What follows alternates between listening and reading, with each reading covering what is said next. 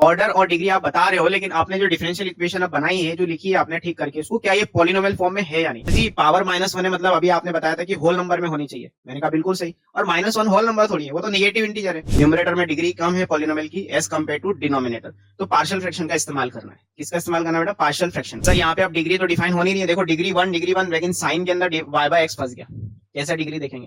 Function ही अलग अलग है, यहाँ एल्जेब्रिक है, वहां ट्रिग्नोमेट्रिक है। वन बाय वन एक एक फोटो को चेक करेंगे और फिर देखेंगे कि इनकी सॉल्विंग मेथड क्या है।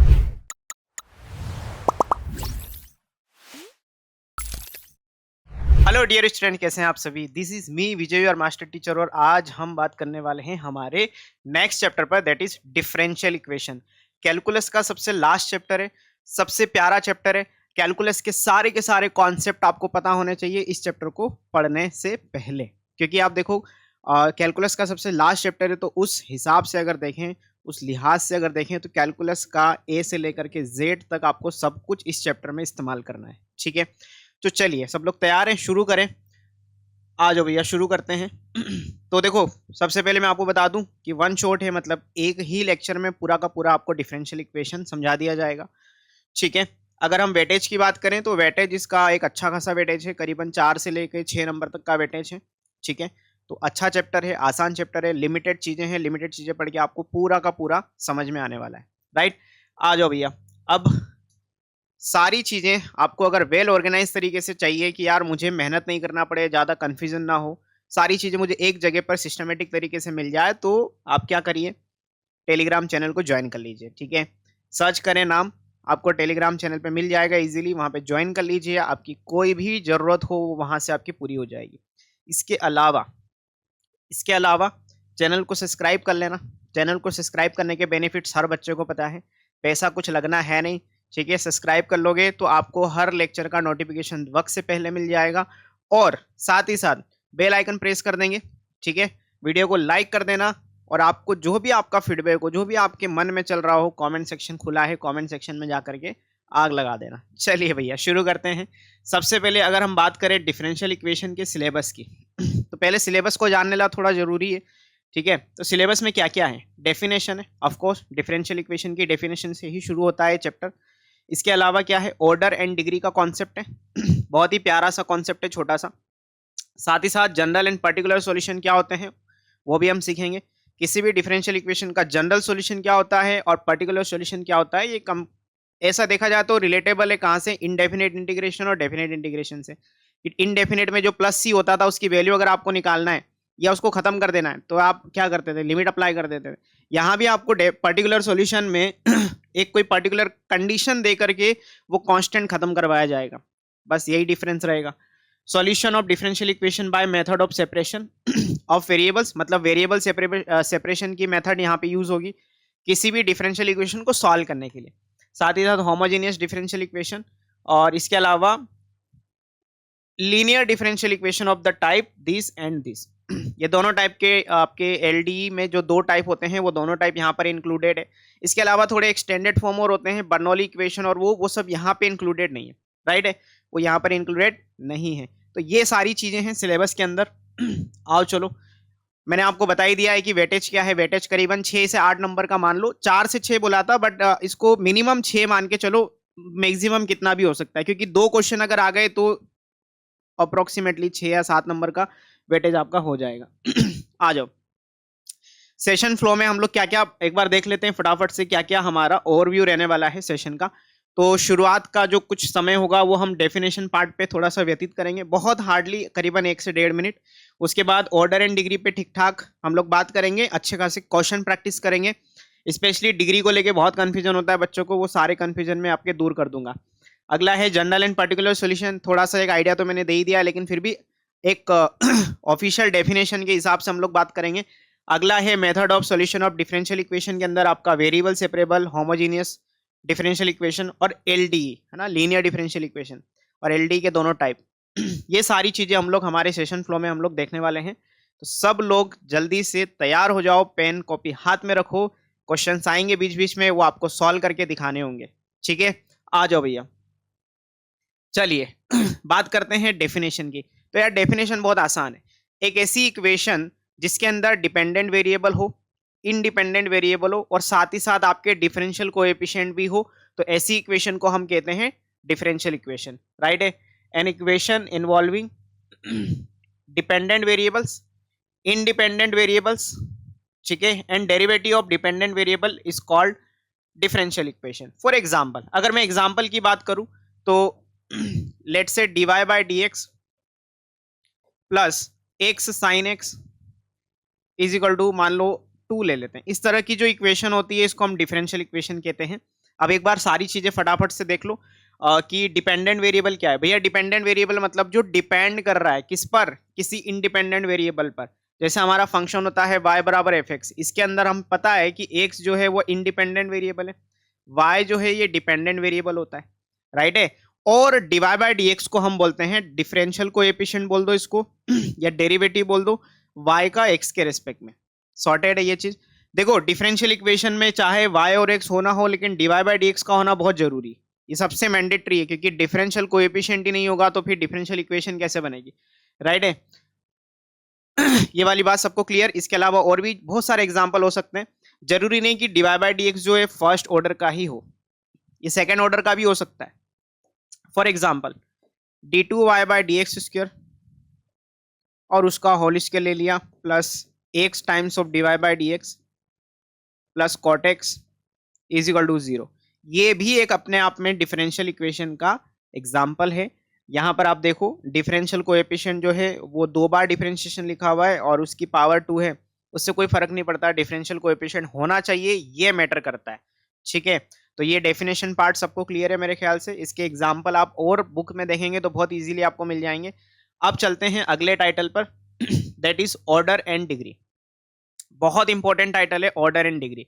इसके अंदर अगर सबसे पहले नंबर पे बात करें ऑर्डर की, तो ऑर्डर का मतलब होता है, ऑर्डर का मतलब क्या होता है बेटा, ऑर्डर का मतलब होता है highest order derivative present in the given differential equation. For example, दोबारा से सुनना, ऑर्डर का मतलब क्या है, highest order derivative present in the given differential equation. तो जैसे अगर इस एग्जांपल की बात करें तो इस एग्जांपल में इस डिफरेंशियल इक्वेशन का ऑर्डर क्या रहने वाला है, बहुत सिंपल है। देखो यार dy बाय dx जो है ये अपने आप में क्या है, डिफरेंशियल कोएफिशिएंट है। आप ये सोचो कि ये डिफरेंशिएशन कितनी बार लिखा हुआ है, यहाँ पे एक बार लिखा है सर जी। अगर एक बार लिखा है तो ऑर्डर क्या हो जाएगा, 1 हो जाएगा, दैट्स इट। अगर मैं अगले एग्जांपल में बात करूं तो यहाँ पे डिफरेंशियल कोएफिशिएंट ये है, ये है, 2 डिफरेंशियल कोएफिशिएंट यहाँ पे प्रेजेंट है। अब आप ये सोचो कि हाईएस्ट डिफरेंशिएशन कितनी बार किया गया होगा इस डिफरेंशियल इक्वेशन को बनाते वक्त।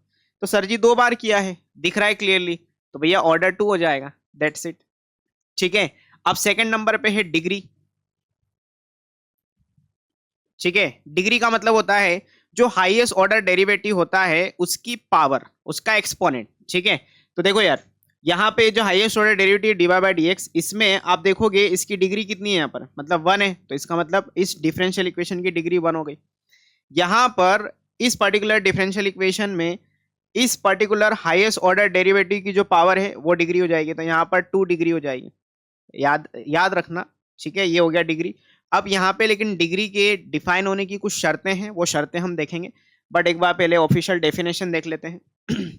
Order, it is the order of the highest order differential coefficient occurring in the differential equation, ठीक है। फॉर एग्जांपल इस पर्टिकुलर डिफरेंशियल इक्वेशन की अगर हम बात करें तो ऑर्डर कितना होगा, ध्यान से समझना। यहाँ पे डिफरेंशिएशन कितनी बार हुआ है, 2 बार हुआ है सर जी, मैक्सिमम 2 बार है। यहाँ पर 1 ही बार है, यहाँ 1 भी बार नहीं है। तो भैया हाईएस्ट ऑर्डर डेरिवेटिव कितनी बार है, 2 बार है, तो इसका ऑर्डर कितना हो जाएगा, ऑर्डर हो जाएगा 2, दैट्स इट। अब अगर इसको देखें ध्यान से देखो, यहाँ पे डिफरेंशिएशन कितनी बार हुआ है, 3 बार, यहाँ पे 1 बार, यहाँ पर 2 बार। उसकी पावर को नहीं गिनना है, पावर को छोड़ देना है, ठीक है। यहाँ 2 बार, यहाँ 1 बार, यहाँ 3 बार, तो हाईएस्ट डिफरेंशिएशन कितनी बार हो रहा है, 3 बार हो रहा है, दैट्स वाई इसका ऑर्डर कितना हो जाएगा, 3 हो जाएगा। इस अंडर रूट को लेके परेशान मत होना, अभी मैं आपको जब डिग्री का वैल्यू, डिग्री निकालना सिखाऊंगा ना, तब उस अंडर रूट का शायद रोल आपको दिखेगा थोड़ी देर के बाद। आ जाओ भैया, चलते हैं आगे, ठीक, आगे चले, आगे बढ़ते हैं। अब बात करते हैं डिग्री की। तो भैया डिग्री की डेफिनेशन क्या है, ध्यान से सुनना और समझना। डिग्री की डेफिनेशन है, it is the degree of the highest order derivative occurring in the given differential equation after it has been expressed as a polynomial in derivatives, that is the power of all the derivatives involved are whole numbers। आई बात समझ में? या इसको ऐसा भी याद रखा जाता है कि डिफरेंशियल कोएफिशिएंट की पावर जो है या differential coefficient free from radical वो होना चाहिए इस तरीके से, या ऐसा खूबसूरत तरीके से ऐसे बोला जाता है कि differential equation must be in polynomial form.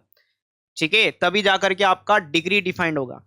For example अब यहां पर देखते हैं, जैसे इस एग्जाम्पल की हम बात करें तो यहां पर डिफरेंशिएशन 2 बार है, हमें ये देखना है कि हाईएस्ट ऑर्डर डेरिवेटिव की पावर क्या रहने वाली।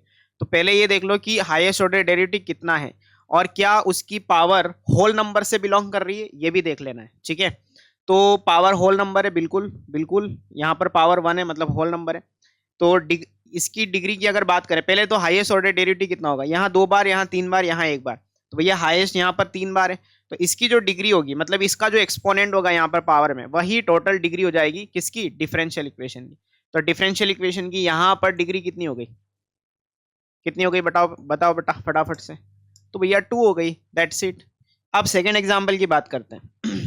अब ये ई की पावर में ध्यान रखना है ना, ये ई की पावर में, ई की पावर में, तो यहां पर क्लियरली देख पा रहे हैं आप, ये पॉलिनोमियल फॉर्म में लिखा हुआ ही नहीं है, डिफरेंशियल कोएफिशिएंट फ्री होने चाहिए, पॉलिनोमियल फॉर्म में होने चाहिए। यहां तो ई की पावर में फंस गया dy बाई dx, इसका मतलब डिफरेंशियल कोएफिशिएंट यहां आपका पॉलिनोमियल फॉर्म में नहीं है, तो हम बोलेंगे कि it has degree not defined. आई बात समझ में, इसकी डिग्री जो है वो डिफाइंड ही नहीं होगी। सॉर्टेड है क्या सबको? ठीक, एक छोटा सा रिमार्क्स देख लो, if the differential equation cannot be expressed as a polynomial in the derivatives involved then its degree is undefined. तो ये अभी हमने पिछले वाले एग्जांपल से देखा कि भैया वहां पर आपका जो ई की पावर में डिवाइड बाई डी एक्स, इसको आप हटा नहीं सकते। सर जी हटा तो सकते हैं लॉग लेके, सर जी इसको उधर ले जाओ और लॉग ले लो, भैया जैसे आप इसको उधर ले जाओगे लॉग लोगे ना, तो लॉग के अंदर ये फंस जाएगा, लॉग के अंदर ये फंस जाएगा d two y by d x square, और ऐसा अलाउ नहीं है। यस और नो? तो भैया ऐसा आप जुगाड़ करने की कोशिश करोगे, करना भी चाहिए, मैथ्स है, आप थोड़ा सा हाथ पैर मारोगे, बट वो नहीं होगा ऐसा। ठीक है, आ जाओ। तो ये मेरे ख्याल से सबको समझ में आ गया। चलिए अब कुछ सवाल जवाब कर लेते फटाफट से, ताकि थोड़ा सा कॉन्सेप्ट हमारा मैच्योर हो जाए। सारी चीजें हमें समझ में तो आ गई है, सुनने में बड़ा अच्छा लगता है, लेकिन क्वेश्चन जब तक नहीं करेंगे तब तक आपसे कॉन्सेप्ट समझ में आ गया होगा, लेकिन एप्लीकेशन पार्ट से वो और स्ट्रांग होगा। आ जाओ भैया, पहला सवाल कहता है find the order and degree of the following differential equation. तो d two y by d x square equal to y plus इसकी पावर 7 और होल पावर 1/5। भैया ये होल पावर 1/5 को सबसे पहले हटाना पड़ेगा, तो दोनों तरफ पावर 5 लगा दो। तो d two y by d x square की power 5 equal to y plus d y by d x की होल पावर 7, वो 1/5 हट जाएगा। यस और नो? बिल्कुल। अब यहां से निकालना क्या है, एक ऑर्डर बताना है और एक डिग्री बताना है। ठीक है, अब पहले ये आप मेक श्योर हो जाओ कि भैया ऑर्डर और डिग्री आप बता रहे हो, लेकिन आपने जो डिफरेंशियल इक्वेशन अब बनाई है, जो लिखी है आपने ठीक करके उसको, क्या ये पॉलिनोमियल फॉर्म में है या नहीं। दिख रही है, बिल्कुल है ये पॉलिनोमियल फॉर्म में। यहाँ पे d y by d x बिल्कुल फ्री है, अकेले हैं, अपनी पावर के साथ इंजॉय कर रहे हैं। तो ऑर्डर की अगर बात करें तो देखो यहाँ एक बार डिफरेंशिएशन, यहाँ 2 बार, तो हाईएस्ट डिफरेंशिएशन कितनी बार है, 2 बार है, तो ऑर्डर आ जाएगा बेटा 2। अब ये जो हाईएस्ट ऑर्डर डेरिवेटिव है, इसकी जो पावर होगी वो टोटल डिग्री होगी, तो डिग्री कितनी हो जाएगी बेटा, यहाँ पे 5 हो जाएगी, और डिग्री डिफाइंड भी है और डिग्री की वैल्यू 5 भी है। दैट्स इट, इस पावर 7 का कोई लेना देना नहीं है। ठीक, ऑर्डर 2 डिग्री 5 सॉर्टेड। आगे चलते हैं, find the order and degree of the following differential equation. D y by d x is equal to minus y plus 1 upon d y by d x लिखा हुआ है, तो थोड़ा सा हम लोग एलसीएम ले लेते हैं तो थोड़ा अच्छा लगेगा इसको। तो भैया d y by d x LCM आ जाएगा, ऊपर क्या बचेगा, इसको हटाना पड़ेगा, ऊपर बचेगा आपके पास माइनस का y into d y by d x plus का 1। ठीक, क्योंकि सर ये क्यों ऐसा किया, सीधा सीधा देख तो रहा था भैया, देखो ये 1 अपॉन में जो लिखा हुआ है ना, ये एक्चुअल में ऐसा लिखा हुआ है, d y by d x की पावर -1। यस और नो? सर जी पावर -1 है, मतलब अभी आपने बताया था कि होल नंबर में होनी चाहिए, मैंने कहा बिल्कुल सही, और -1 होल नंबर थोड़ी है, वो तो निगेटिव इंटीजर है। बिल्कुल बिल्कुल सही समझे आप, मजा आया। क्रॉस मल्टीप्लाई कर देंगे तो d y by d x का whole square is equal to minus में y d y by d x plus का 1 हो जाएगा, दैट्स इट। लो भैया, ये बन गया हमारा खूबसूरत सा पॉलिनोमियल फॉर्म। अब यहाँ से आप बताओ हाईएस्ट ऑर्डर डेरिवेटिव कितनी बार है। बेटा यहाँ एक बार है, यहाँ भी एक बार है, तो भैया एक बार है मतलब ऑर्डर आपका 1 हो जाएगा। अब अगर डिग्री की बात करें तो हाईएस्ट ऑर्डर डेरिवेटिव की जो पावर होगी ना वही डिग्री होगी। तो पावर कितनी बेटा यहाँ पे 2, तो ये आपका आ गया डिग्री। तो ऑर्डर 1 डिग्री 2, ये लो भैया ऑर्डर 1 डिग्री 2 सॉर्टेड। ठीक, यहाँ तक की बात सबको क्लियर है। आगे चलें, अब आगे बढ़ते हैं। अगला question, find the order and degree of the following D.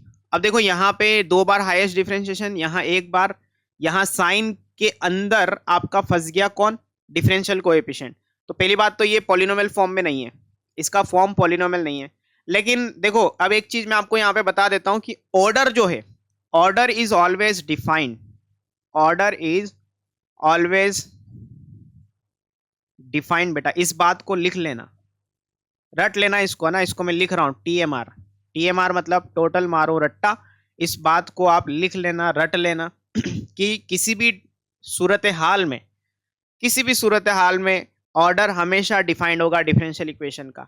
लफड़ा कहाँ फंसेगा, लफड़ा फंसेगा डिग्री में, लफड़ा कहाँ फंसेगा, डिग्री में फंसेगा। ठीक है, तो भैया ऑर्डर तो डिफाइंड है। यहाँ पे ऑर्डर कितना आ जाएगा, हाईएस्ट ऑर्डर डेरिवेटिव देखो वहां 2 बार, यहाँ एक बार, यहाँ 2 बार, तो 2 बार है ना। अगर डिग्री की बात करें तो हम लोग पहले ही देख चुके हैं कि साइन के अंदर एंगल में डिफरेंशियल कोएफिशिएंट फंस गया, मतलब डिग्री जो है वो नॉट डिफाइंड है। मेरे ख्याल से समझ गए होंगे। तो order 2 but degree is not defined, sorted है सबके लिए, ऑर्डर हमेशा डिफाइंड होगा। आगे चलते हैं, अगला question, find the order and degree. Okay, sine inverse में अगेन डिफरेंशियल कोएफिशिएंट फंस गया, बट ऑर्डर तो डिफाइंड होगा। ऑर्डर कितना आ जाएगा 2। अब डिग्री की अगर बात करें, डिग्री की अगर बात करें तो क्या डिग्री यहाँ पे नॉट डिफाइंड होगी? एक नजर में देखने में तो यही लग रहा है, लेकिन बेटा आप अगर इसको पॉलिनोमियल फॉर्म में कन्वर्ट कर सकते हैं तो कर लीजिए ना, इतना ITA पढ़ा हुआ है ना। तो बेटा इस साइन इनवर्स को उधर ले जाओ, तो ये जाएगा d2i/dx² is equal to sine of x plus y. Sir ji इसमें क्या दिक्कत है? कोई दिक्कत नहीं है, बिल्कुल खूबसूरत फॉर्म है। तो ऑर्डर तो 2 अभी भी है, डिग्री आपकी 1 हो जाएगी। डिग्री कितनी हो जाएगी? 1 हो जाएगी। तो आप पहली नजर में देखने में लग रहा था कि sine inverse, sir sine inverse में डिफरेंशियल कोएफिशिएंट है तो क्या डिग्री नॉट डिफाइन होगी? भैया डिग्री डिफाइंड होगी। ठीक है, थोड़ा सा आप उसको खूबसूरत बना लीजिए। अगला क्वेश्चन, लो भाई ln dy/dx equal to this. अब यहाँ पे आप ln को हटा दो तो dy/dx कितना जाएगा? ये जाएगा e की पावर में x प्लस 2y। भैया x और y जो है, जो आपके डिपेंडेंट और इंडिपेंडेंट वेरिएबल है, वो आपके कहीं भी रहे उससे कोई फर्क नहीं पड़ता। बस मसला ये है कि डिफरेंशियल कोएफिशिएंट आपका अकेला होना चाहिए पॉलिनोमियल फॉर्म में। ठीक है, तो ये मैंने ऐसा काम कर दिया। ऑर्डर की बात करें तो ऑर्डर 1 हो जाएगा, डिग्री की बात करें तो इसकी डिग्री भी 1 हो जाएगी। क्या बोलते हो? एकदम सॉर्टेड, आसान। आगे चलते हैं। अब ये लो MCQ वैरायटी के क्वेश्चन भी मैंने आपके सामने लगा दिए हैं, इसी बहाने आप अपने जो 18 से 20 नंबर के MCQ होंगे उनको भी थोड़ा पक्का करते चलो। इस चैप्टर के रिगार्डिंग क्वेश्चन आएगा। The degree of the differential equation, तो देखने में ही लग रहा है डिग्री बताना है। ऑर्डर की बात करें तो ऑर्डर 2 है, हाईएस्ट ऑर्डर डेरिवेटिव यहाँ पे, उसकी जो पावर होगी वही। तो बेटा ऑप्शन बी यहाँ पे आंसर आ जाएगा। क्या बोलते हो? सॉर्टेड। आगे चले, अगला क्वेश्चन। अगला क्वेश्चन क्या कहता है?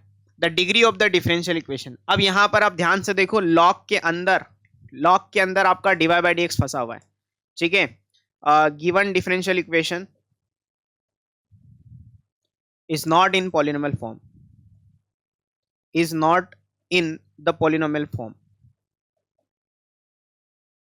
क्या बोलती जनता? तो इसका मतलब डिग्री क्या है? नॉट डिफाइंड है यहाँ पे। ठीक है, अगर मैं आपसे ऑर्डर पूछता, जैसे पिछले क्वेश्चन में अगर मैं ऑर्डर पूछता तो ऑर्डर कितना होता? ऑर्डर 2 होता बेटा यहाँ पे, है ना, यहाँ पे ऑर्डर 2 होता। ठीक है, अब इस क्वेश्चन में अगर मैं आपसे ऑर्डर, इसका वैसे डी आंसर हो गया, बट मैं अगर आपसे पूछता ऑर्डर कितना होगा तो 2 2 2 1 2, मतलब ऑर्डर 2 हो जाएगा। बट हमें तो ऑर्डर पूछा नहीं है, लेकिन मैं जस्ट आपको इन केस समझा रहा हूँ कि ऐसा कुछ हुआ तो क्या होगा। राइट है, तो यार ये सारी कहानी थी ऑर्डर एंड डिग्री की। मेरे ख्याल से सबको समझ में आ गया होगा। हार्डली मैंने 18 से 19 मिनट में, 20 मिनट के अंदर आपको बेसिक चीज़ें समझा दी है, और आपके करीबन 2 नंबर तो पक्के हो गए यहाँ से। आगे चलते हैं, solution of a differential equation. वैसे कायदे से देखा जाए तो ऑर्डर डिग्री के बाद जो अगला टाइटल होता है दैट इज कि एक पर्टिकुलर फंक्शन होता है, एक पर्टिकुलर डी होती है और आपको ये चेक करना होता है कि ये इसको वेरीफाई करता है नहीं करता है। तो वो क्वेश्चन है बहुत आसान, लेकिन वो शायद आउट ऑफ सिलेबस है। अब अगला टाइटल आता है कि formation of a differential equation, जिसमें हम आर्बिट्रेरी कांस्टेंट को एलिमिनेट करते थे, वो भी आपके सिलेबस में नहीं है।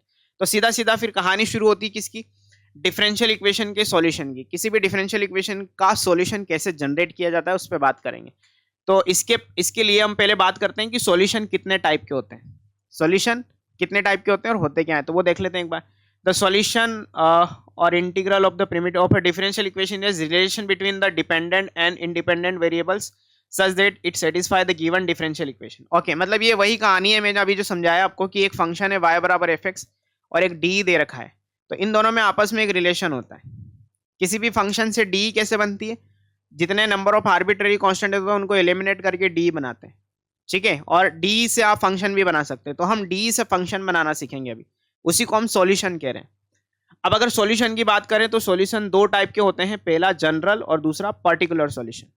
ठीक, जनरल सॉल्यूशन में क्या होता है ना, एक आर्बिट्रेरी कांस्टेंट ऐड होता है लास्ट में, और पर्टिकुलर सॉल्यूशन में क्या होता है, उस आर्बिट्रेरी कांस्टेंट की वैल्यू निकाली जाती है कोई गिवन कंडीशन के अकॉर्डिंग। ठीक, एक बारी फटाफट पढ़ लेते हैं। The solution of a differential equation involving exactly the same number of arbitrary constant as is the order of the differential equation, it is called the general solution. ठीक, मतलब आर्बिट्रेरी कांस्टेंट वहां प्रेजेंट होंगे। Particular solution में क्या होगा, a solution obtained by assigning the value of arbitrary constant in the general solution is called a particular solution of the given differential equation. वही कहानी है सारी, मान गए। ठीक, आगे चलते हैं। Methods of solving differential equation. अब टोटल हमारे पास कितनी मेथड्स हैं किसी भी डिफरेंशियल इक्वेशन को सॉल्व करने की, तो बेटा दुनिया में टोटल 3 मेथड है। ऐसे तो और भी हैं, एग्जैक्ट डिफरेंशियल इक्वेशन है, बर्नौलीज हैं, ये सब, लेकिन वो जेई लेवल के लिए, बोर्ड लेवल के लिए 3 ही है। ठीक है, पहला है variable separable, v dot S dot V S, इसको शॉर्ट में कहेंगे। अगला है होमोजीनियस डिफरेंशियल इक्वेशन, इसको मैं हड्डी बोलता हूँ, H D E, homogeneous differential equation. और थर्ड नंबर पे है एल डी, ठीक है, जिसको हम लीनियर डिफरेंशियल इक्वेशन कहते हैं, इन एक्सपांडेड फॉर्म, शॉर्ट फॉर्म में एल डी कहेंगे। आओ चलो वन बाय वन सबको समझते हैं। सबसे पहले नंबर पे आता है वेरिएबल सेपरेबल। नाम से पता चल रहा है कि आपको वेरिएबल को सेपरेट आउट करना है, y वाला वेरिएबल एक तरफ, x वाला वेरिएबल एक तरफ करना है। तो लेट से कोई फंक्शन आपको दिया हुआ है इस तरीके के फॉर्म में, f of x comma y बराबर कुछ कुछ इस तरीके से, ठीक है। तो आपको क्या करना है, y वाले लोग एक तरफ, x वाले एक तरफ करना है, ठीक है। इसको मैं कुछ ऐसे समझाना चाहता हूँ आपको, किस तरीके से समझना चाहते हैं आप, कि लेट से यहाँ पे लिखा हुआ है dy बाय डी एक्स, इस तरफ ही लिख देते हैं, है ना, dx, और ठीक है, f of y d y plus f of x d x is equal to 0, ऐसा कुछ लिखा हुआ है, कुछ नहीं करना है। F of y d y को मतलब वाई की पूरी फैमिली एक तरफ, एक्स की पूरी एक फैमिली एक तरफ कर दिया, इसको बोलते हैं वेरिएबल सेपरेबल। फिर अगली स्टेप में आपको दोनों तरफ इंटीग्रेशन करना होता है। क्या करना होता है बेटा, इंटीग्रेशन करना होता है, ठीक है। इसको कुछ लोग ऐसे भी समझ सकते हैं कि मान लो कहीं पे लिखा हुआ है d y by d x, इधर एफ एक्स लिखा हुआ है और इधर एफ ऑफ वाई लिखा हुआ है, तो भैया वाई की फैमिली एक तरफ ले आओ, तो डी वाई को एफ ऑफ वाई चाहिए, डी एक्स को उधर उचका दिया, एफ ऑफ एक्स को इधर ले आए और इंटीग्रेशन कर दिया। अब वो फंक्शन आपके न्यूमरेटर में और डिनोमिनेटर में फर्क नहीं पड़ता, लेकिन इस डी वाई को और इस डी एक्स को हमेशा आपको न्यूमरेटर में रखना है। बस इतनी सी बात याद रखनी है कि आपके न्यूमरेटर में कौन रहेगा, जो आपके डी वाई और डी एक्स से वो रहेंगे। फॉर एग्जाम्पल क्वेश्चन से समझेंगे तो जल्दी समझ में आएगा, यकीन मानिए, ठीक है। आ जाओ भैया, पहला क्वेश्चन आपके सामने है, इसका सॉल्यूशन देखते हैं। Find the general solution of the differential equation. सामने वाला बोल भी रहा है कि आपको जनरल सॉल्यूशन निकालना है, ठीक है। अगर पर्टिकुलर सॉल्यूशन निकालना होगा तो वो एक कंडीशन देगा, कि एक्स को इतना रखने पर वाई इतना आता है, वो कंडीशन यहाँ पे दे नहीं रखी है। फिलहाल हमें एक डिफरेंशियल इक्वेशन दे रखी है, d y by d x is equal to x plus 1 upon 2 minus y, जहाँ पे वाई नॉट इक्वल टू 2 है, वो देना भी चाहिए क्योंकि डिनोमिनेटर में बैठा हुआ है, दैट्स वाई। यहाँ पे हम क्या करेंगे, y की फैमिली एक तरफ, x की फैमिली एक तरफ, मतलब हम यहाँ पे वेरिएबल को सेपरेट आउट करेंगे, वेरिएबल सेपरेबल, ठीक है। अब एक बात हमेशा ध्यान रखना कि y को आपको हमेशा लेफ्ट पार्ट की तरफ रखना है, और x वाले वेरिएबल और x की फैमिली पूरी उस तरफ राइट साइड, हमेशा ध्यान रखना, क्योंकि जब आप इसको इंटीग्रेट करेंगे तो y का इंटीग्रेशन इधर रहेगा y वाली फैमिली का, तो y is equal to f x के फॉर्म में फंक्शन जनरेट होगा। ठीक है, तो हमेशा ऐसा रखें। तो भैया 2 माइनस वाई को dy के पास लेके आएंगे। कैसे लेके आएंगे सर जी? क्रॉस मल्टीप्लाई करके, और dx को उधर ले जाओ, x प्लस 1 उधर पहले से था, dx को क्रॉस मल्टीप्लाई करके न्यूमरेटर में लेके गए। ये काम हो गया वेरिएबल सेपरेबल का। अब अगला काम क्या होगा? Integration on both side, integration on both sides. बेटा इधर इंटीग्रेशन करेंगे तो integration 2 minus y d y is equal to integration में इस तरफ हो जाएगा x प्लस 1 डी एक्स। ठीक है, बस अब इंटीग्रेट करना है दोनों तरफ। तो 2 का इंटीग्रेशन 2y, y का integration y square by 2 is equal to x का इंटीग्रेशन x स्क्वायर बाय 2 और 1 का इंटीग्रेशन हो जाएगा x। क्या बोलती जनता? Yes sir. और एक और चीज छोटी सी जो आपको ध्यान रखनी है हमेशा, कि एक आर्बिट्रेरी कांस्टेंट ऐड करना है। आई बात समझ में? क्योंकि हम जनरल सॉल्यूशन निकाल रहे हैं। बस इसमें एलसीएम कैल्शियम ले लो, आपका आंसर आ जाएगा। तो बेटा एलसीएम कैल्शियम लेने पर यह आंसर आ जाएगा, x square plus y square plus 2x। आ रहा है क्या? देखो ये एक्स स्क्वायर और वाई स्क्वायर को एक तरफ ले लिया, पूरा 2 एलसीएम ले लिया, तो यहाँ 4y हो जाएगा, माइनस का y square is equal to x square plus 2x plus का 2c, उसको कोई नया कांस्टेंट कंसीडर कर लेंगे, और नीचे डिनोमिनेटर वाला एलसीएम में 2 था वो कैंसिल हो गया। इन दोनों को उस तरफ ले जाओ, तो x square plus y square plus का 2x माइनस का 4y और 2c को कोई नया आर्बिट्रेरी कांस्टेंट c मान लेंगे, आंसर आ जाएगा। चेक करो अब, x square plus y square plus 2x minus 4y plus 2x minus 4y plus एक आर्बिट्रेरी कांस्टेंट c, जहां पे इस 2c1 को कोई नया आर्बिट्रेरी कांस्टेंट कंसीडर किया गया है, उसको हमने इस अलग से कोई c बोल दिया, दैट्स इट। ये हमारा आंसर आ गया। सॉर्टेड है सबको? तो वेरिएबल सेपरेबल बहुत आसान है, बहुत ज्यादा आसान है। ठीक है, अगले क्वेश्चन पे बात करते हैं। Find the general solution of the D this. तो डी लिख लेते हैं पहले, dy by d x is equal to 1 plus y square upon 1 plus x square. बहुत आसान है, बहुत ज्यादा आसान है। बस आपका एक डिमांड है यहाँ पर इस चैप्टर को समझने के लिए, दैट इज इंटीग्रेशन। आपका इंटीग्रेशन बहुत स्ट्रांग होना चाहिए। ठीक, आ जाओ वेरिएबल सेपरेबल किया अब। तो 1 प्लस वाई स्क्वायर को dy के पास आना पड़ेगा और dx को उधर जाना पड़ेगा, dx उधर जाएगा तो 1 प्लस एक्स स्क्वायर तो डिनोमिनेटर में लिखा हुआ था पहले से। यस और नो? Yes sir. अगला काम क्या होगा? Integration on both side, integration on both sides. Logic कर लो बात, इंटीग्रेशन करेंगे दोनों तरफ तो स्टैंडर्ड फॉर्मूले आते लगते हुए दिख रहे होंगे आपको, dy upon 1 plus y square dx upon 1 plus x square. दोनों तरफ यकीन मानिए, दोनों तरफ स्टैंडर्ड इंटीग्रेशन के फॉर्मूले लग रहे भैया। 1 अपॉन 1 प्लस एक्स स्क्वायर का इंटीग्रेशन tan इनवर्स x, ठीक है, होता ही है ये वाला, और 1 अपॉन 1 प्लस वाई स्क्वायर का इंटीग्रेशन tan इनवर्स y, और एक आर्बिट्रेरी कांस्टेंट आपको यहाँ पे ऐड करना पड़ेगा, दैट इज कांस्टेंट। ठीक है, अब आप y equal to f x के फॉर्म में इसको बनाना चाहते हैं तो इस tan इनवर्स वाले tan को उधर ले जाओ, राइट। तो वैसे तो इन्होंने यहीं पे ख़त्म कर दिया, तो मेरे ख्याल से इतना ही कर दोगे तो बहुत है। क्लियर है सबको? आसान? ठीक है, तो ये हमारा आंसर आ गया। इसको एक बारी बॉक्स में कैद कर देते हैं, वरना जब आप पीडीएफ दोबारा देखोगे तो शायद लगेगा कि अधूरा छूट गया। अधूरा नहीं है बेटा, आंसर लिख दिया मतलब खत्म हो गया। अगला क्वेश्चन, इसका सॉल्यूशन देखते हैं। Find the general solution again. ठीक है सर, ये हमें फील कैसे आएगा कि इसको वेरिएबल सेपरेबल से सॉल्व करना है? भैया आप देखो इस चीज को, ये बड़ा अच्छा सवाल है, ये बड़ा अच्छा सवाल है जो मैं अपने आप से कर रहा हूं ताकि आप भी इस सवाल से रूबरू हो जाएं। शायद कई सारे बच्चे नहीं सोच रहे होंगे तो उनको सोचवाते हैं। तो सीधी सी बात ये है कि हमें कैसे पता चलेगा कि वेरिएबल सेपरेबल है ना? तो जनरली जब आप ये सवाल किसी से पूछोगे तो बोलेगा प्रैक्टिस से। प्रैक्टिस से नहीं, मैं आपको यहाँ पे तरीका सिखाता हूँ।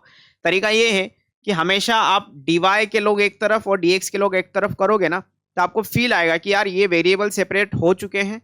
अब यहाँ पे आप आराम से आप वेरिएबल सेपरेबल वाली फंडे से इसको सॉल्व कर सकते हैं, और ये आपको हर एक के लिए करना पड़ेगा, चाहे वो HD का सॉल्यूशन वाला हो D, या फिर LD का हो, कोई भी क्वेश्चन हो आपका, HD का हो, वेरिएबल सेपरेबल का हो या LD का हो। सबसे पहला काम होगा dy एक तरफ dx एक तरफ कर दीजिए और उसके बाद उसको सॉल्व करिए।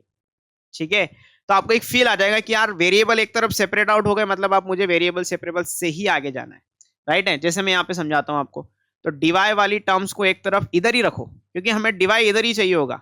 तो sec square Y 10x, Dibai को इधर ही रखा, और इन भाई साहब को बोला कि तुम पूरे उधर चले जाओ, तो ये माइनस के साथ उधर जाएंगे, माइनस का sec square x into 10y into में dx, ऐसा हो जाएगा। अब आपको क्या करना है, अब आपको बेटा y की टर्म्स एक तरफ और x की दिख रहा होगा, देखो या फिर एक सेकंड के लिए और थोड़ा सा सोचो कि सर ये dy और dx को साथ साथ रखते हैं एक तरफ, तो dx को नीचे ले आया। ये हालांकि मैं ऐसे ही स्टेप लिख रहा हूँ आपको समझाने के लिए, ऐसा कुछ लिखने की जरूरत नहीं है। मल्टीप्लाई में है तो ऑब्वियसली वेरिएबल सेपरेट आउट दिख रहे हैं करते हुए, बट मैं आपको सोचवाता हूँ। चलो, माइनस का sec square x into 10y upon ये हो जाएगा सेक स्क्वायर वाई इंटू 10x, ठीक बात। अब आप देखो आराम से ये सब मल्टीप्लाई में लिखे हुए, ये y की फैमिली है, कौन है भैया y की फैमिली, ये भी y की फैमिली है, ये दोनों एक तरफ आराम से चले जाएंगे मल्टीप्लाई में, क्रॉस मल्टीप्लाई करके। ये x की फैमिली है, ये भी x की फैमिली है, ये दोनों उस तरफ चले जाएंगे, ठीक है। तो बेटा आपके पास यहाँ dy में क्या क्या बचेगा, वो 10y नीचे आ जाएगा, और ये वाला सेक स्क्वायर वाई इस तरफ चला जाएगा, यहां आ जाएगा, ठीक है। इज इक्वल टू ये dx को उधर ले जाओ, उधर सेक स्क्वायर एक्स और 10x लिखा हुआ था पहले से, और माइनस भी लिखा हुआ था, सेक स्क्वायर एक्स के पास चला गया dx, और यहां आ गया 10x। एक बार चेक कर लो फटाफट से, एक बार चेक कर लेते हैं। 10 square x 10x, sorry sec square x 10x, ठीक, और ये dx उधर चला गया, माइनस को वहीं रहने दो, माइनस का कोई छेड़खानी मत करना, उसको जिधर है उधर ही रहने दो। ये हो गया वेरिएबल सेपरेबल। अब अगला काम होगा integration on both side, integration on both sides. ये बेटा आपको बोर्ड एग्जामिनेशन में इस तरह की स्टेप बीच बीच में लिखनी होगी, इसलिए मैं लिख रहा हूँ, है ना, वरना मुझे क्या मजा आ रहा है। तो इंटीग्रेशन आप करोगे तो ये हो जाएगा, अगले स्लाइड में लेते हैं, चलो। ये हो जाएगा आपके पास इंटीग्रेशन में sec square y d y upon 10y is equal to, minus को बाहर ही रहने दो, इंटीग्रेशन में sec square x upon 10x into में dx, ऐसा कुछ हो जाएगा, क्लियर। अब इसको इंटीग्रेट करना है, इंटीग्रेशन ढंग से पढ़ के आए हैं ना, तो बहुत आसानी से सोल्व हो जाएगा। कैसे भैया, 10y को t पुट करो, क्या पुट करो, 10y को t पुट करो, जो पुट करते हैं उसका क्या करते हैं, डिफरेंशिएशन। तो 10y का differentiation sec square y, y का फिर किया तो dy, t का करेंगे तो dt हो जाएगा। बात समझ में आई क्या। तो ये न्यूमरेटर में जो सेक स्क्वायर वाई dy लिखा हुआ है, ये dt में कन्वर्ट हो जाएगा, थोड़ा दूर लिखते हैं, dt में कन्वर्ट हो गया, और ये जो 10y लिखा हुआ है ये 1/t बन जाएगा। आ गई बात समझ में, हाँ जी सर। ऐसे ही अगले वाले के लिए 10x को आप u पुट कर लो, इसका डिफरेंशिएशन करो, तो sec square x dx is equal to u का हो जाएगा du, क्या हो जाएगा, du हो जाएगा। तो सेक स्क्वायर एक्स dx हो जाएगा du, और ये नीचे वाला 10x हो जाएगा u, और माइनस को बाहर लिखा देने दो, दैट्स इट। 1/t का इंटीग्रेशन हो जाएगा, कहाँ गया, आप किधर लिखें, इधर लिखते हैं, अगली स्लाइड पे चलते हैं। 1/t का इंटीग्रेशन ln mod t, इधर 1/u का ln mod u, और भैया सारी कहानी ln की चल रही है, तो कांस्टेंट को ln में ऐड करो, ln c ऐड करो कांस्टेंट को, ठीक है। जब दो टर्म्स लॉग में है तो तीसरे को भी लॉग में ही रखो, तभी लॉग हटेगा और y बराबर fx फंक्शन बनेगा। अब इधर t किसको माना था हमने, मेरे ख्याल से tan y को माना था, यहां पर u किसको माना था, tan x को माना था, और ये ln c as it is, ln mod c ले लो, कोई फर्क नहीं पड़ता। तो ultimately ln mod 10y is equal to log m minus log n, log m अपॉन n, ठीक है। दोनों तरफ से log को कंपेयर करके हटा दिया, तो 10y बचेगा, इधर हट जा, यहां बचेगा 10y is equal to c अपॉन 10x। या तो ये ऐसा लिख दो, या फिर आप इसको 10x into 10y equal to c लिख दो, ये दोनों में से कोई भी फॉर्मेट पकड़ोगे आंसर सही माना जाएगा। कौन सा फॉर्मेट दिया है इन्होंने, ये वाला 10x into 10y is equal to c, sorted, आसान, एकदम आसान क्वेश्चन था। आगे चलते हैं, अगला क्वेश्चन जनरल सॉल्यूशन का फिर से, क्या ये वेरिएबल सेपरेबल का है? चेक करते हैं फटाफट से। ये वाली टर्म्स को एक तरफ रखो पूरा, 1 माइनस ई पे power x sec square y d y, और ये वाला पूरा मटेरियल उधर ले जाओ, तो माइनस ई पे पावर एक्स टेन वाई और डी एक्स। आगे बात समझ में? मेरे ख्याल से एकदम आसान सी बात चल रही है। अब क्या करेंगे भैया, अब आप y की फैमिली एक तरफ, x की फैमिली एक तरफ, तो y की फैमिली में इधर sec square y d y तो इधर ही रहेगा, ये कहीं नहीं जाना चाहते। उधर से कोई y की फैमिली वाला है क्या? भूला बिछड़ा, उसको उठा के ले आओ इस तरफ, ठीक है। तो इधर किधर आएगा? वो डिवाइड में आएगा, 10y बन के, minus as it is e की power x as it is d x as it is. ये तो x की फैमिली के हैं। अब इनके कुंभ मेले में जो फैले हुए एक्स के, मतलब कुंभ मेले में घूमे हुए इनके एक्स के फैमिली वाले लॉग इधर कोई है क्या? ये रहा 1 माइनस ई की पावर एक्स, तो ये किधर चला जाएगा? डिवाइड में चला जाएगा। लॉजिक कर लो बात। अब क्या करेंगे? दोनों तरफ इंटीग्रेशन करेंगे, इंटीग्रेशन ऑन बोथ साइड, आसान, ठीक है। तो वही, ये तो पिछले वाला ही बन गया। तो 10y को टी पुट करो,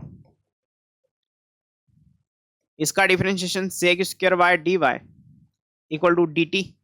तो बेटा इस तरफ बन जाएगा आपके पास, देखो sec square y d y d t बन जाएगा, तो इंटीग्रेशन में डी टी, नीचे वाला टी आ जाएगा, इक्वल टू, अब इस तरफ 1 माइनस ई की पावर एक्स, इस पूरे को टी नहीं यू पुट कर लो, नया वेरिएबल लेना पड़ेगा। 1 माइनस ई की पावर एक्स को यू पुट किया, इसका डिफरेंशिएशन करोगे तो माइनस ई की power x d x is equal to d u. तो देखो माइनस ई की power x d x d u बन जाएगा, ठीक है। इसको थोड़ा छोटा बनाते हैं, ठीक है। तो इंटीग्रेशन में डी यू और नीचे वाला u, माइनस का लफड़ा खत्म हो गया, माइनस खत्म हो गया, ध्यान रखना। 1/t का ln t, ln mod t, ln mod u, log में चल रही है सारी कहानी, तो ln mod c ऐड करेंगे। Yes sir. log t में t क्या था? log हटा दो पहले, तो log m plus log n, log m into n, तो बेटा आपके पास बचेगा t बराबर u इंटू सी, t बराबर u सी। t क्या था? 10y, तो यहाँ पे रख दिया 10y। u क्या था? 1 माइनस ई की पावर एक्स, और इंटू में c कर देंगे, और यही आपका आंसर हो जाएगा। क्या कहती है जनता? है किधर गया, किधर गया, किधर गया? 10y बराबर c इंटू 1 माइनस ई की पावर एक्स, 10y बराबर c इंटू 1 माइनस ई की पावर एक्स। आसान, चैप्टर ही पूरा आसान है, यकीन मानिए। आगे चलते हैं। Next next next question. अच्छा, अगेन जनरल सॉल्यूशन का क्वेश्चन है, और आप देखिए ये एनसीईआरटी के क्वेश्चन है जो सारे चल रहे हैं यहाँ पे, ठीक है। आओ कलर चेंज करते हैं, ये वाला कलर दिखेगा क्या? नहीं दिखेगा, ये वाला लेते हैं। सॉल्यूशन, जनरल सॉल्यूशन ही निकालना है, अभी पर्टिकुलर सॉल्यूशन के क्वेश्चन भी आएंगे थोड़ी देर के बाद। तो ई पे पावर एक्स प्लस ई पे पावर माइनस एक्स डीवाई को इधर ही रखो, इसको उधर ले जाओ, ई पे पावर एक्स माइनस ई पे पावर माइनस एक्स और डी एक्स। यहाँ ध्यान रखना ये वाला माइनस प्लस होगा खाली, बाकी ये सब एज इट इज रहेंगे, ठीक है। अच्छा एक बात बताओ कि क्या इस तरफ y की फैमिली में dy के अलावा कोई और है? नहीं है, dy अकेला है, तो dy को अकेला रहने दो। क्या उधर y की फैमिली का कोई मेंबर है क्या? देखो ये तो x में है, वो भी x में, तो कोई है नहीं, तो dy अकेला है। इधर e की पावर x माइनस e की पावर माइनस एक्स लिखा रहेगा, ये आपका x की फैमिली वाला मेंबर चला जाएगा इधर, e पे पावर x प्लस e पे पावर माइनस एक्स और dx, ऐसा कुछ हो जाएगा। यस और नो? Yes sir. ये तो हो गया वेरिएबल सेपरेबल। अगली स्टेप में इंटीग्रेशन करेंगे दोनों तरफ, तो इंटीग्रेशन dy बराबर इंटीग्रेशन e पे पावर x माइनस e पे पावर माइनस एक्स। ये लो भैया इंटीग्रेशन कर दिया। अब क्या करेंगे? इंटीग्रेशन dy हो जाएगा y। अब इस तरफ इंटीग्रेशन करना है, तो दिख रहा है क्लियर कि नीचे वाले को t पुट करेंगे तो ऊपर वाला आता हुआ दिख रहा है, तो हमने इस तरफ, चलो इसको थोड़ा सा जल्दबाजी हो जाएगी, राइट साइड वाले के लिए पुट किया, ई पे पावर एक्स प्लस ई पे पावर माइनस एक्स को टी पुट किया।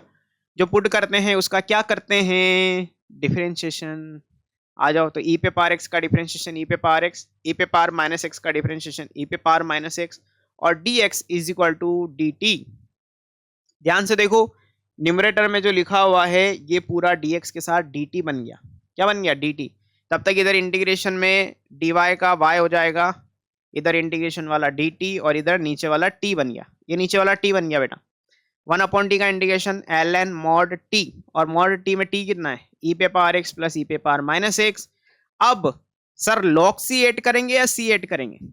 हालांकि मैंने ऐड करके आपसे सवाल पूछा, तो भैया देखो यहाँ पे आप सिंपल सी ऐड करो, क्योंकि इधर लॉग एक ही के पास है, इसके पास तो लॉग नहीं है ना, तो यहाँ लॉग नहीं है तो काहे लॉग जबरदस्ती ले रहे हैं। समझ में आई बात। तो एक तरफ है एक तरफ नहीं है, तो एक तरफ पर आप लॉग सी मत लेके सीधा सीधा सी ले लें, आपका आंसर आ जाएगा। मैच करो मैच करो मैच करो, ये रहा वाई बराबर लॉग दिस प्लस सी। ठीक है, ये आपका फाइनल आंसर आ जाएगा। अब सारे सवाल हमारे अब तक के जनरल सॉल्यूशन के थे। अब कहानी शुरू करते हैं पर्टिकुलर सॉल्यूशन की। ठीक है, आ जाओ भैया। पर्टिकुलर सॉल्यूशन तब निकलता है जब पहले आप जनरल सॉल्यूशन फाइंड आउट करते हैं, फिर जनरल सॉल्यूशन में ये गिवन कंडीशन को हम रखेंगे, ये वाली, और फिर हमारा पर्टिकुलर सॉल्यूशन निकल के आएगा। ठीक, सॉर्टेड, ये वाली बात सबको क्लियर। तो करते हैं बात, अब देखते हैं कि ये किस तरीके से सोल्व होगा। उधर भाग गया, आ जाओ कोई बात नहीं। तो वेरिएबल सेपरेबल क्लियरली दिख रहा है कि यहाँ पर ये पूरी एक्स की फैमिली एक तरफ जाना चाहती है और वाई की फैमिली एक तरफ, तो हम इसमें वेरिएबल सेपरेट कर देते हैं। तो dy is equal to 2x² plus x divided by x cube plus x square plus x plus 1, और इसके बगल में dx को भी हमने क्रॉस मल्टीप्लाई कर दिया। तो ये सबसे पहला काम था हमारा, वेरिएबल को सेपरेट करना। ठीक, अब अगला काम होगा इंटीग्रेशन ऑन बोथ साइड, तो दोनों तरफ इंटीग्रेशन कर दिया। ये थोड़ा सा लेंदी क्वेश्चन है, लेंदी इन द सेंस कि स्टेप्स ज़्यादा लिखनी है, इसलिए मैं यहाँ पे थोड़ा सा स्टेप्स कम करके लिख रहा हूँ। ठीक है, क्योंकि स्पेस फिर कम पड़ जाएगा। राइट, अब dy का इंटीग्रेशन तो y हो जाएगा इक्वल टू इंटीग्रेशन में 2x² प्लस एक्स प्लस में कुछ नहीं है डिवाइडेड बाय, अब ये क्यूबिक है तो इस क्यूबिक को तोड़ते हैं, x³ plus x square plus x plus 1। ठीक है, इसको कैसे तोड़ेंगे? तोड़ने का मतलब है कि इसके हमें फैक्टर फाइंड आउट करने हैं। क्या फाइंड करने बेटा? फैक्टर्स। तो भैया फैक्टर क्या हो जाएंगे? सबसे पहले x की वैल्यू -1 डालो, सेटिस्फाई कर रही है, रख के देखो, -1 डालोगे तो -1 प्लस 1 -1 प्लस 1 0 आ जाएगा। तो इसका मतलब x इक्वल टू -1 इसका एक रूट हो गया, और उसके बिहाफ पे हम ऐसा बोल सकते हैं कि x प्लस 1 इसका एक फैक्टर हो जाएगा। बिल्कुल। अब हमें दूसरा फैक्टर मतलब बाकी के फैक्टर निकालने हैं, तो उसके बारे में सोचते हैं। हम चाहते हैं कि x³ plus x square plus x plus 1 बने, तो यहाँ आपको एक्स स्क्वायर लेना पड़ेगा। ठीक है, एक्स स्क्वायर लेना पड़ेगा, और एक्स स्क्वायर प्लस 1 मेरे ख्याल से हो जाएगा। ठीक है, ये थोड़ा सा मैंने हिट एंड ट्रायल किया है, आप दूसरे तरीके से भी सॉल्व कर सकते हैं कि इस x प्लस 1 का उसमें डिवाइड लगा के क्वोशिएंट वाला पार्ट उठा के यहाँ पे रख सकते हैं। ये मैंने रैंडम किया है, मतलब मैंने थोड़ा सा मैं अपने एक्सपीरियंस से ऐसा लिख सकता हूँ। आप इसको मल्टीप्लाई करो, यही मिलेगा। देखो x into x square x cube, x into 1 x हो जाएगा, 1 इंटू एक्स स्क्वायर हो गया, 1 इंटू 1 1 हो जाएगा। ठीक है, ये आ गया। अब ये इंटीग्रेशन आपको करना है, इसमें dx ओ लगा दो। तो इस इंटीग्रेशन को करने के लिए बहुत सिंपल सा फंडा है, दैट इज कि आपको यहाँ पर क्या करना है, न्यूमरेटर में डिग्री कम है पॉलिनोमियल की एज कम्पेयर टू डिनोमिनेटर, तो पार्शियल फ्रैक्शन का इस्तेमाल करना है। किसका इस्तेमाल करना है बेटा? पार्शियल फ्रैक्शन का। तो आओ चलो करते हैं। तो 2x² plus x divided by x plus 1 multiplied by x square plus 1, इसको हमें पार्शियल फ्रैक्शन से पहले ब्रेक करना है, उसके बाद हम इंटीग्रेशन करेंगे। ठीक है, तो देखो ये लीनियर है, ये क्वाड्रेटिक है, तो क्या टूटेगा? ये टूटेगा a upon x plus 1 plus b x plus c upon x square plus 1, ऐसा टूटेगा। अब आपको यहाँ से ए बी सी निकालना है, फिर उसको रख देना है, फिर इंटीग्रेशन में चले जाएंगे सारे फंक्शन। तो भैया देखो ये हो जाएगा 2x² plus x divided by x plus 1 multiplied by x square plus 1। Right side LCM लेंगे तो वही आएगा LCM x plus 1 into x square plus 1। ठीक, अब ये डिवाइड लगा दिया इसका, इसमें ये बचेगा, ये ऊपर ए से मल्टीप्लाई हो जाएगा, तो it will become ax square plus A. थोड़ा मैं डायरेक्ट कर रहा हूँ, आप मेरे साथ बने रहना, मैं थोड़ा डायरेक्ट कर रहा हूँ। ठीक है, अब की बार ये दोनों ब्रैकेट कैंसिल, ये बचेगा, ये ऊपर जाके bx प्लस सी से मल्टीप्लाई होगा। ठीक है, थोड़ा स्पेस ले लेते हैं, तो bx स्क्वायर प्लस में bx प्लस में cx और प्लस का c, ऐसा कुछ हो जाएगा। ये दोनों कैंसिल हो जाएंगे, ये हमेशा कैंसिल हो जाते हैं। अब आपके पास ये इक्वल टू ये बचा है, तो कंपैरिजन करेंगे, कॉमन वॉमन ले लेते हैं, थोड़ा और सिंप्लीफाई कर लेते हैं। तो 2x स्क्वायर plus x is equal to x square common लेकर के a प्लस बी बचेगा। फिर ध्यान से देखना, अब की बार x कॉमन ले लेंगे तो b प्लस सी बचेगा, प्लस और यहाँ से a यहाँ से c, तो ये a प्लस सी हो जाएगा। ठीक है, यहाँ तक की बात सॉर्टेड। कंपेयर कर लो तो a प्लस बी की वैल्यू 2 आ जाएगी। फर्दर x के कोएफिशिएंट कंपेयर करेंगे तो b प्लस सी हो जाएगा अपने पास।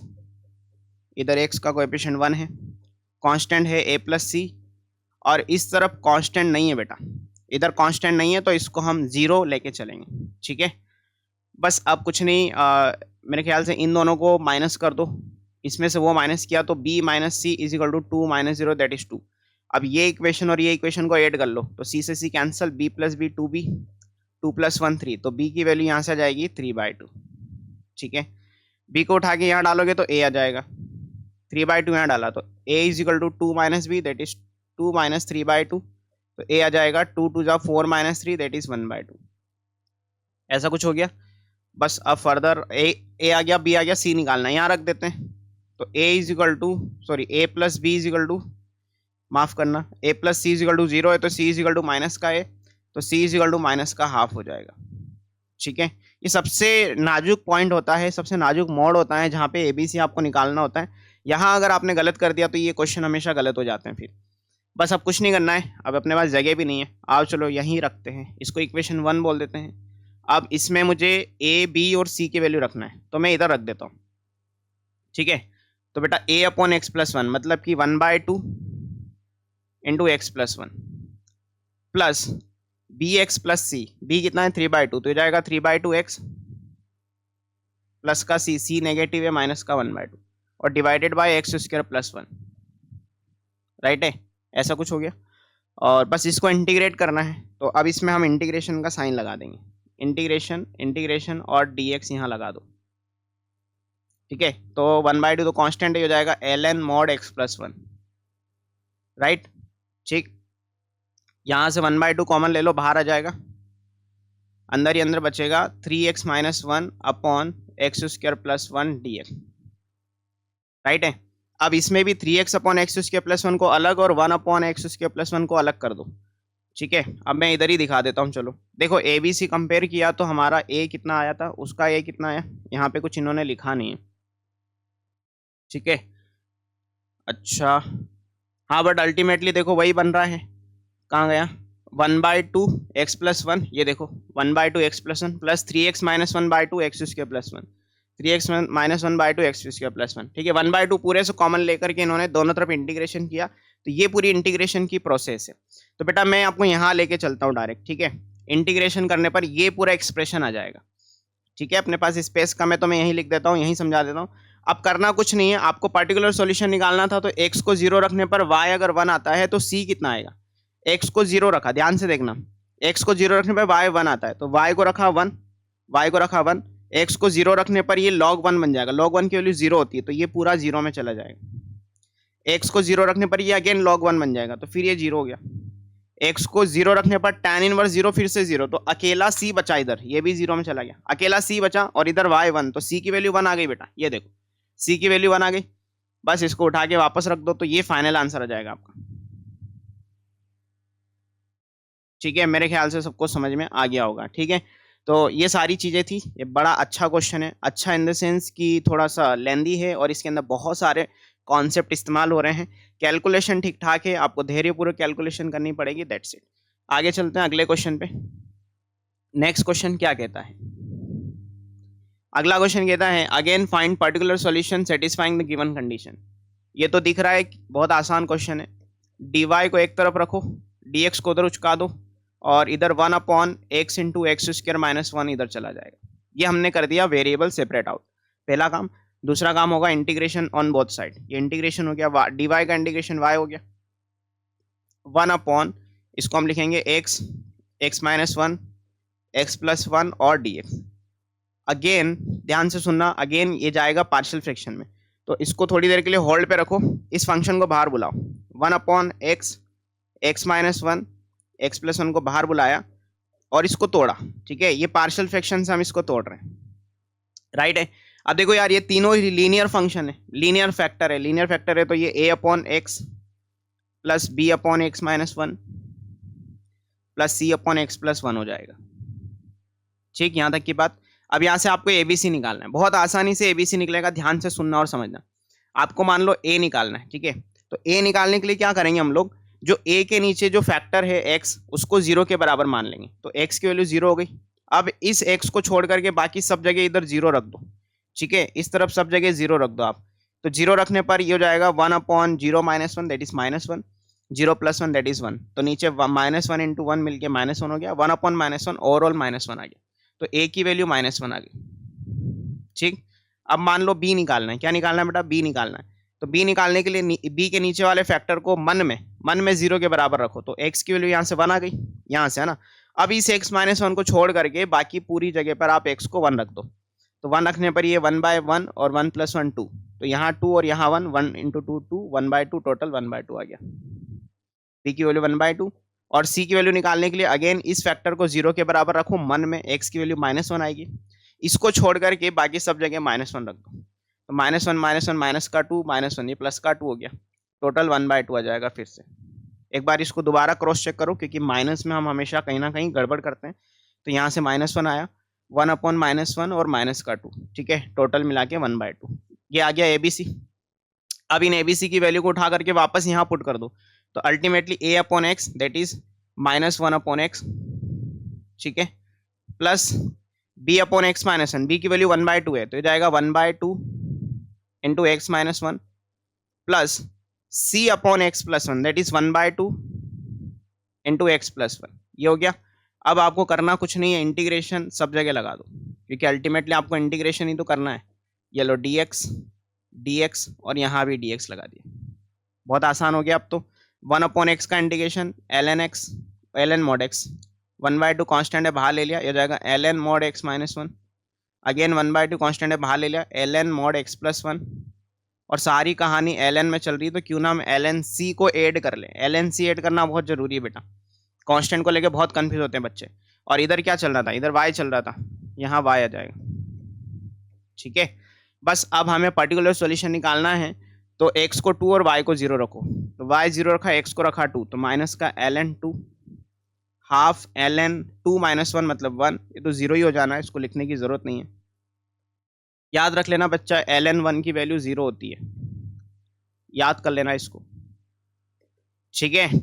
और x को 2 रखने पर ये 2 + 1 3 हो जाएगा, मतलब 1/2 ln 3 प्लस कांस्टेंट इस तरफ ln c है, सॉरी कांस्टेंट ln c है, right.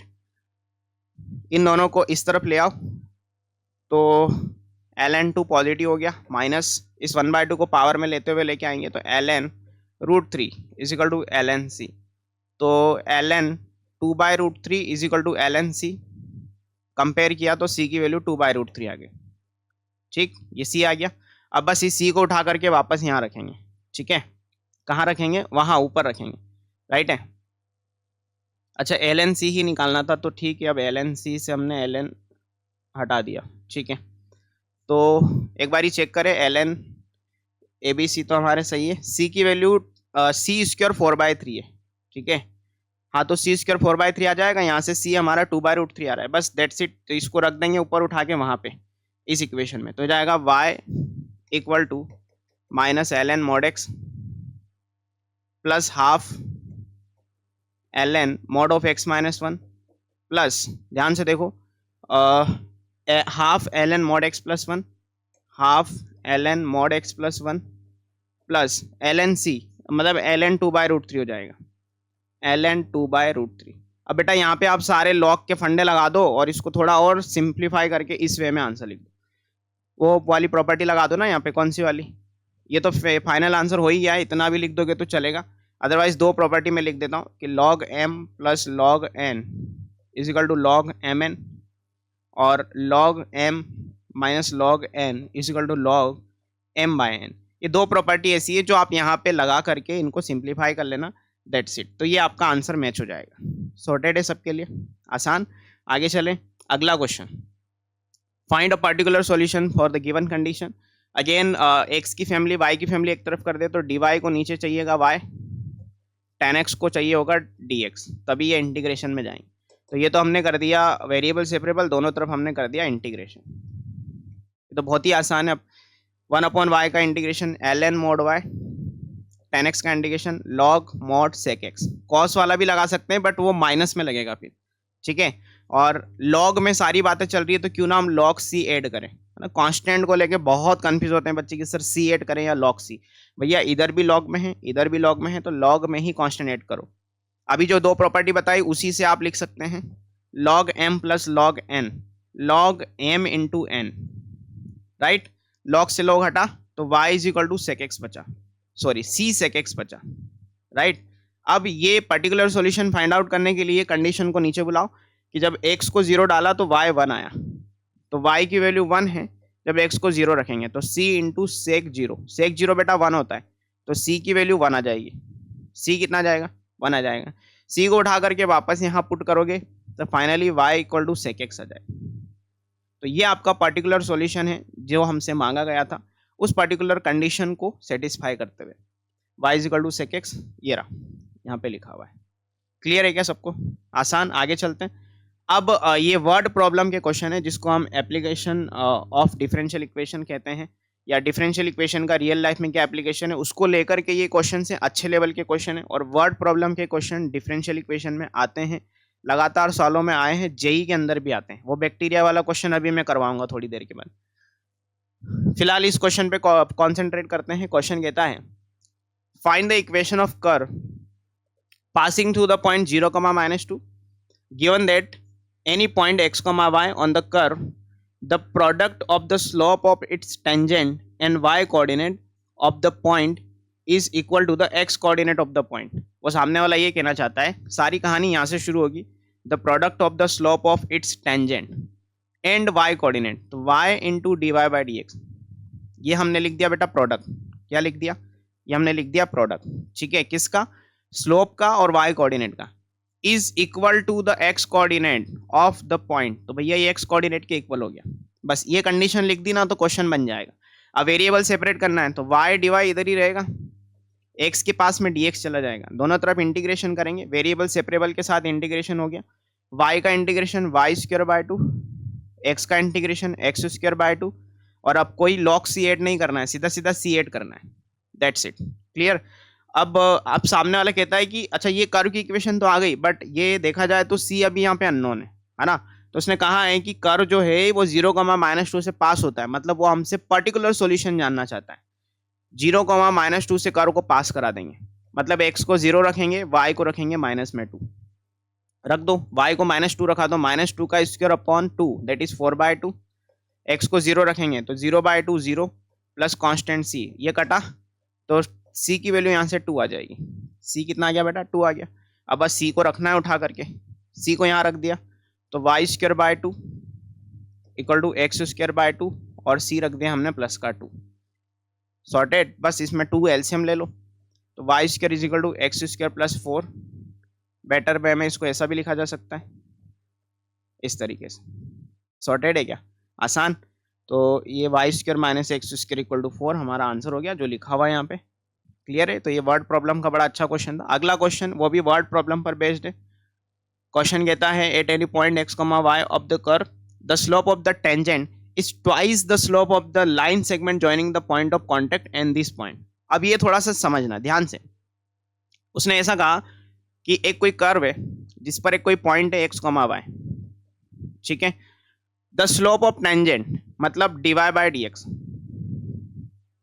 Is twice of the slope of the line segment joining the point of contact and this point. भैया ये पॉइंट ऑफ कॉन्टेक्ट है, इसको पॉइंट ऑफ कॉन्टेक्ट कहेंगे हम। और एक कोई पॉइंट और है ये वाला जिसको हम -4, -3 कह रहे हैं। तो इन दोनों पॉइंट को ज्वाइन करने वाले लाइन सेगमेंट की जो स्लोप होगी उसका ये डबल है। कौन? dy by dx, ये स्लोप ऑफ टेंजेंट उसका डबल है।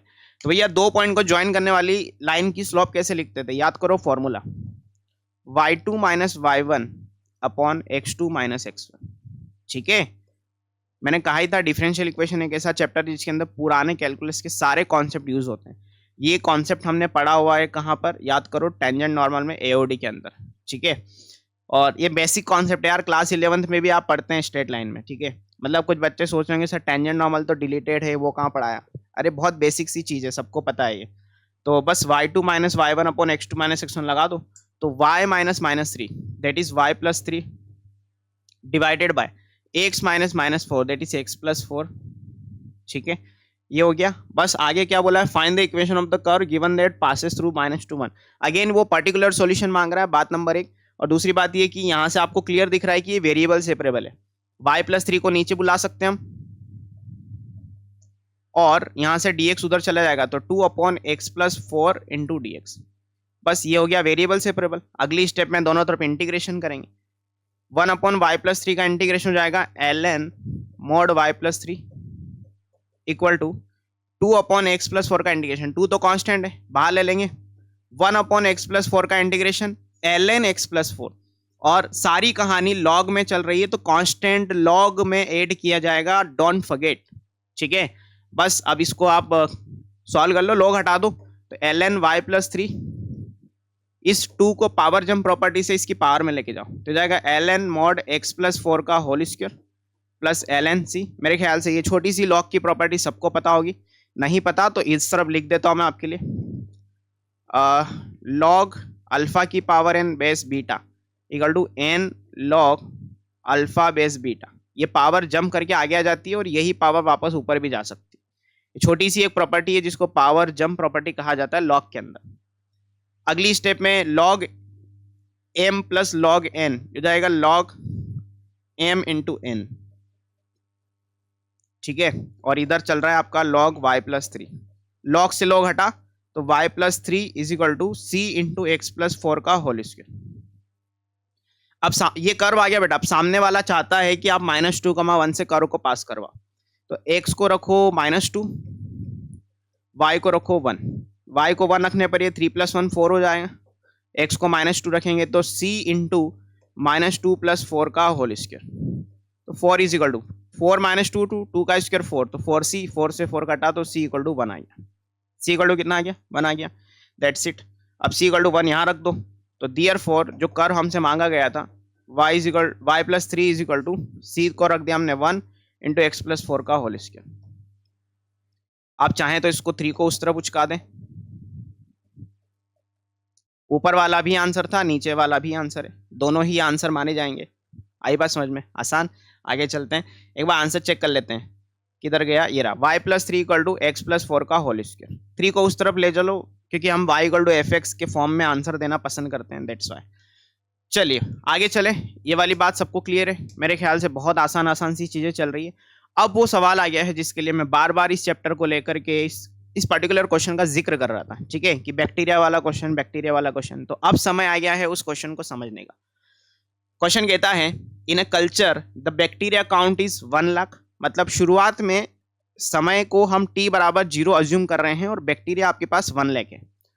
The number is increase by 10% in 2 hours, मतलब 10% इंक्रीज हो जाते हैं नंबर ऑफ बैक्टीरिया 2 घंटे में, तो वो कितने का? 1 लाख का 10%, ठीक है। आगे बोला है in how many hours will the count reach 2 lakh, मतलब कितने घंटे में, कितने आवर्स में ये बैक्टीरिया काउंट 2 लाख पहुंच जाएगा। If the rate of growth of bacteria is proportional to the number present. अब देखो इस पर्टिकुलर क्वेश्चन की जो शुरुआत होगी ना, कहाँ से आप लिखना शुरू करेंगे, वो यहाँ से शुरू होगा। If the rate of growth of bacteria is proportional to the number present, सबसे पहली स्टेप आप यहाँ से लिखोगे। दूसरा, इस सवाल में निकालना क्या है, फाइंड आउट क्या करना है, तो वो मैंने यहाँ पे रेड अंडरलाइन में किया, ये फाइंड करना है। इन हाउ मेनी आवर्स, मतलब हमें टाइम बताना है जिसमें बैक्टीरिया काउंट 2 लाख पहुंच जाते हैं, ठीक है। चलो वो टाइम बाद में निकालेंगे, पहले हम ये देखेंगे कि if the rate of growth of bacteria is proportional to the number present, तो बैक्टीरिया को हम बी मान लेते हैं। अब बैक्टीरिया का रेट ऑफ ग्रोथ मतलब वो समय के साथ बदल रहा है ना, तो हम उसको dB/dt लिखेंगे, और ये प्रोपोर्शनल है किसके? बैक्टीरिया के नंबर के साथ में, ठीक है। तो बैक्टीरिया का नंबर हम बी ले लेते हैं, तो dB/dt is proportional to be, ये सबसे पहली स्टेप होगी। प्रोपोर्शनल का साइन हटाते हैं तो थोड़ा फिजिक्स में क्या लगाते हैं, कोई कांस्टेंट ले लेते हैं, मैं के ले लेता हूँ, के भी हो गया, यहाँ तक कोई डाउट? के कांस्टेंट है, याद रखना। अब आप बहुत आसानी से देख पा रहे हैं कि dB को नीचे चाहिए b और k को उस तरफ dt लेके चलते हैं, k कांस्टेंट है, बाहर आ जाएगा। वेरिएबल सेपरेट आउट करके दोनों तरफ हमने इंटीग्रेशन कर दिया, 1/b का इंटीग्रेशन हो जाएगा ln b, k कांस्टेंट है, इसका हो जाएगा t, और एक नया कांस्टेंट हम ऐड करेंगे, arbitrary constant, that is c। तो ये इक्वेशन निकल के आई। अब इस इक्वेशन में k और t और c 3 अननोन है, b तो खैर हमें हर जगह दे ही रखा है। तो अब शुरुआत करते हैं क्वेश्चन को दोबारा से पढ़ के कि अब हमें करना क्या है। कहता है in a culture the bacteria count is 1 lakh. शुरुआत में जब आपका, इसको तो हम होल्ड पे रख देते हैं, ठीक है। शुरुआत में जब आपका समय 0 था तो बैक्टीरिया जो था वो 1 लाख था, ऐसा कुछ था, यस और नो। तो भैया इसको रख देते हैं, शायद के और सी में से कुछ निकल के आ जाए। तो टी को 0 रखा तो ये निपट गया, सी की वैल्यू आ रही है बेटा, बी को रखा 1 लाख, तो l n 1 lakh is equal to c आ गया। अब इसको 1 बोल दो, इसको 2 बोल दो थोड़ी देर के लिए, सी निकल के आ गया, उसको होल्ड पे रखो। ठीक, आगे बोला है the number is increase by 10% in 2 hours. तो भैया जब आपका समय 2 आवर्स था तो बैक्टीरिया जो था वो 1 लाख का 10% इंक्रीज हो जाता है, 1 लाख का 10% इंक्रीज हो गया। ठीक है, तो पहले तो 1 लाख का 10% निकालते हैं, फिर टोटल बैक्टीरिया निकालते हैं। तो 1 लाख का 10%, पहले तो इसको बी इक्वल टू नहीं लिखेंगे, हम सीधा सीधा लिखेंगे कि 2 आवर्स में 1 लाख का 10% इंक्रीज हुआ।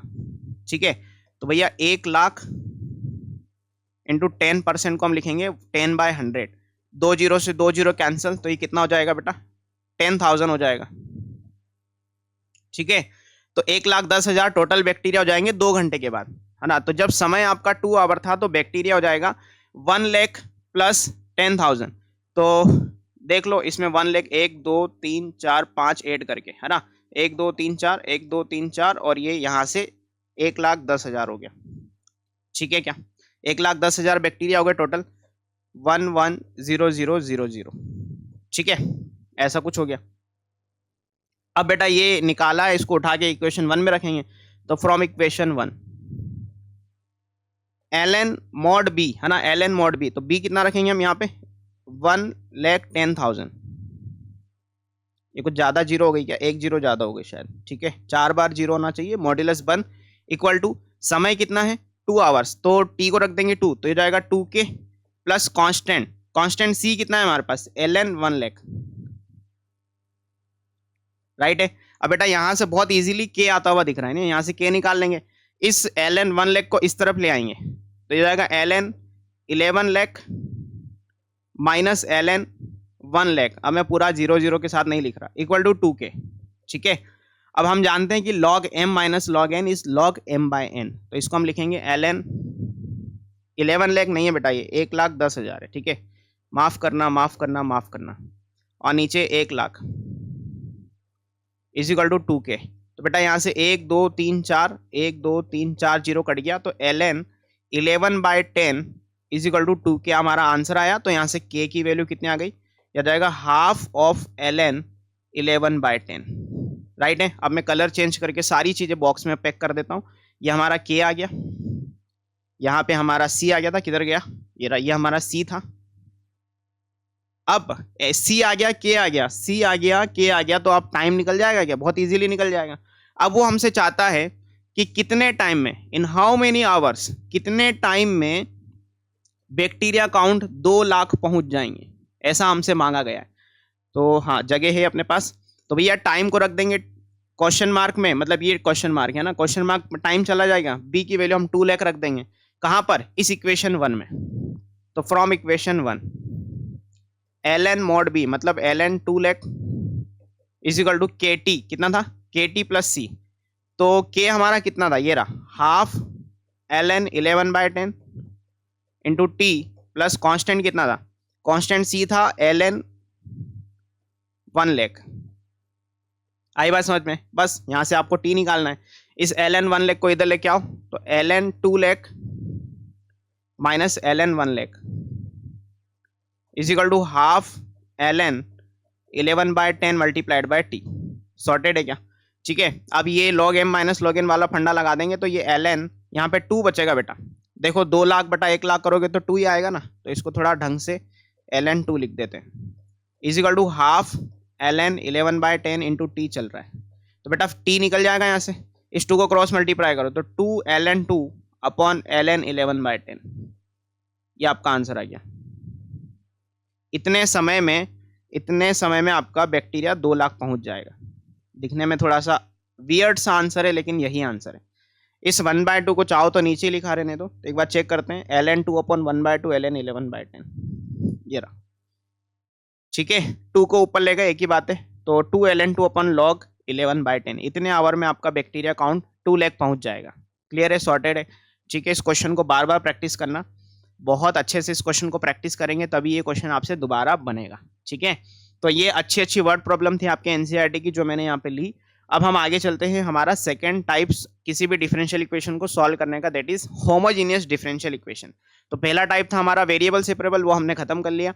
अब हमारा अगला टाइटल है that is homogeneous differential equation, short में उसको हम एचडीई कहेंगे। ठीक है, एचडीई सॉल्व करना है अब हमें। तो सबसे पहले बात करेंगे होमोजीनियस फंक्शन क्या होता है या होमोजीनियस एक्सप्रेशन क्या होता है। बहुत आसान सी कहानी है। A function f of x comma y, implicit function है, ठीक है, is said to be homogeneous function of degree n if f of lambda x comma lambda y बराबर लेमडा की power n f of x comma y for any non zero constant lambda. अब इस बात को मैं आपको कुछ ऐसे समझाना चाहता हूँ।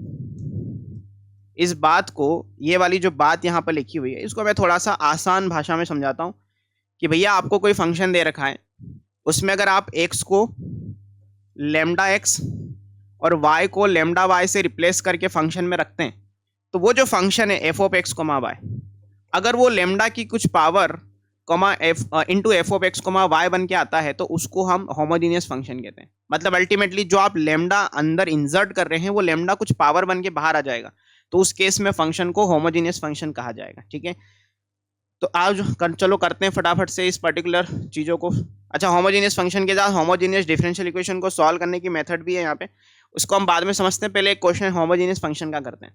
Show that the differential equation is homogeneous. अच्छा, हमें ये शो करना है कि ये डिफरेंशियल इक्वेशन होमोजीनियस है या नहीं। तो भैया एक्स को लेमडा एक्स और वाई को लेमडा वाई से रिप्लेस करो यहाँ पे, तो ये जाएगा lambda x minus lambda y into d y by d x is equal to lambda x plus 2 lambda y. Sorted. अब बस लेमडा लेमडा वाली सारी चीज़ें एक तरफ कर दो, तो d y by d x equal to, यहाँ से लेमडा कॉमन ले लिया, अंदर ही अंदर एक्स प्लस 2y बचेगा, और ये पूरा मटेरियल डिवाइड में चला जाएगा लेमडा कॉमन लेकर के। तो लेमडा कॉमन ले लिया, एक्स माइनस वाई बचा, लेमडा से लेमडा कट गया। तो लेमडा से लेमडा कटने पर आप देखो, अब जगह नहीं है, इधर लिख देता हूँ, जो डिफरेंशियल इक्वेशन है हमारी वो लेमडा की पावर 0 और x plus 2y upon x minus y के फॉर्म में आ गई। अगर फंक्शन की बात करें तो होमोजीनियस फंक्शन भी ऐसे ही निकलेगा, इक्वेशन की बात करें तो ये भी ऐसे ही निकलेगा। तो आप देख सकते हैं लेमडा की power 0 f of x comma y करके हमारा फंक्शन बन गया। पहले इन्होंने फंक्शन बना के सॉल्व किया उस तरीके से, तो हमें क्लियरली दिख रहा है कि लेमडा की कोई पावर बन के बाहर आ रहा है। ठीक है, अब चलते हैं कि किसी भी होमोजीनियस डिफरेंशियल इक्वेशन के बारे में हमारे क्या विचार हैं, वो पहले देख लेते हैं। कैसे सॉल्व करते हैं वो भी समझेंगे। A differential equation of the form dy by dx equal to f of x comma y is said to be homogeneous if f of x comma y is a homogeneous function of degree 0। किसी भी differential equation को homogeneous कब कहा जाएगा? जब वो एक homogeneous function के साथ बनेगी। ठीक है, अगर वो फंक्शन होमोजीनियस फंक्शन उसके अंदर होगा तो। To solve the homogeneous differential equation of this type, इसके अंदर हम क्या करते हैं, जो y होता है उसको हम vx पुट करते हैं। y को क्या पुट करते हैं बेटा? vx पुट करते हैं। ये देखो, ये डिफरेंशियल इक्वेशन है, इसमें हमने y को vx पुट कर दिया। जो पुट करते हैं उसका डिफरेंशिएशन करते हैं, तो y का differentiation dy by d x, यहाँ पर v वेरिएबल है तो यहाँ प्रोडक्ट रूल लगेगा, तो v लिखा रहेगा x का 1, x लिखा रहेगा v का dv बाई डी एक्स। तो ये लाइन जो है ना आपको हर क्वेश्चन में लिखनी है, dy by d x is equal to v plus x dv by d x. और कब लिखनी है? जब आप y को vx पुट करेंगे। ठीक है, ये लिखा हुआ है यहाँ पे dy by d x is equal to this. और इसके बाद फिर फर्दर आप इसको सॉल्व करेंगे डिफरेंशियल इक्वेशन को बहुत इजीली। डिफरेंशियल इक्वेशन जब आप y is equal to vx put करेंगे तो वो वेरिएबल सेपरेबल में कन्वर्ट हो जाएगी, और फंक्शन y और x में ना रह करके v और x में कन्वर्ट हो जाएगा, जहाँ पर v लेफ्ट साइड और x को राइट साइड रख के हम सॉल्व करेंगे। ठीक है, आओ चलो।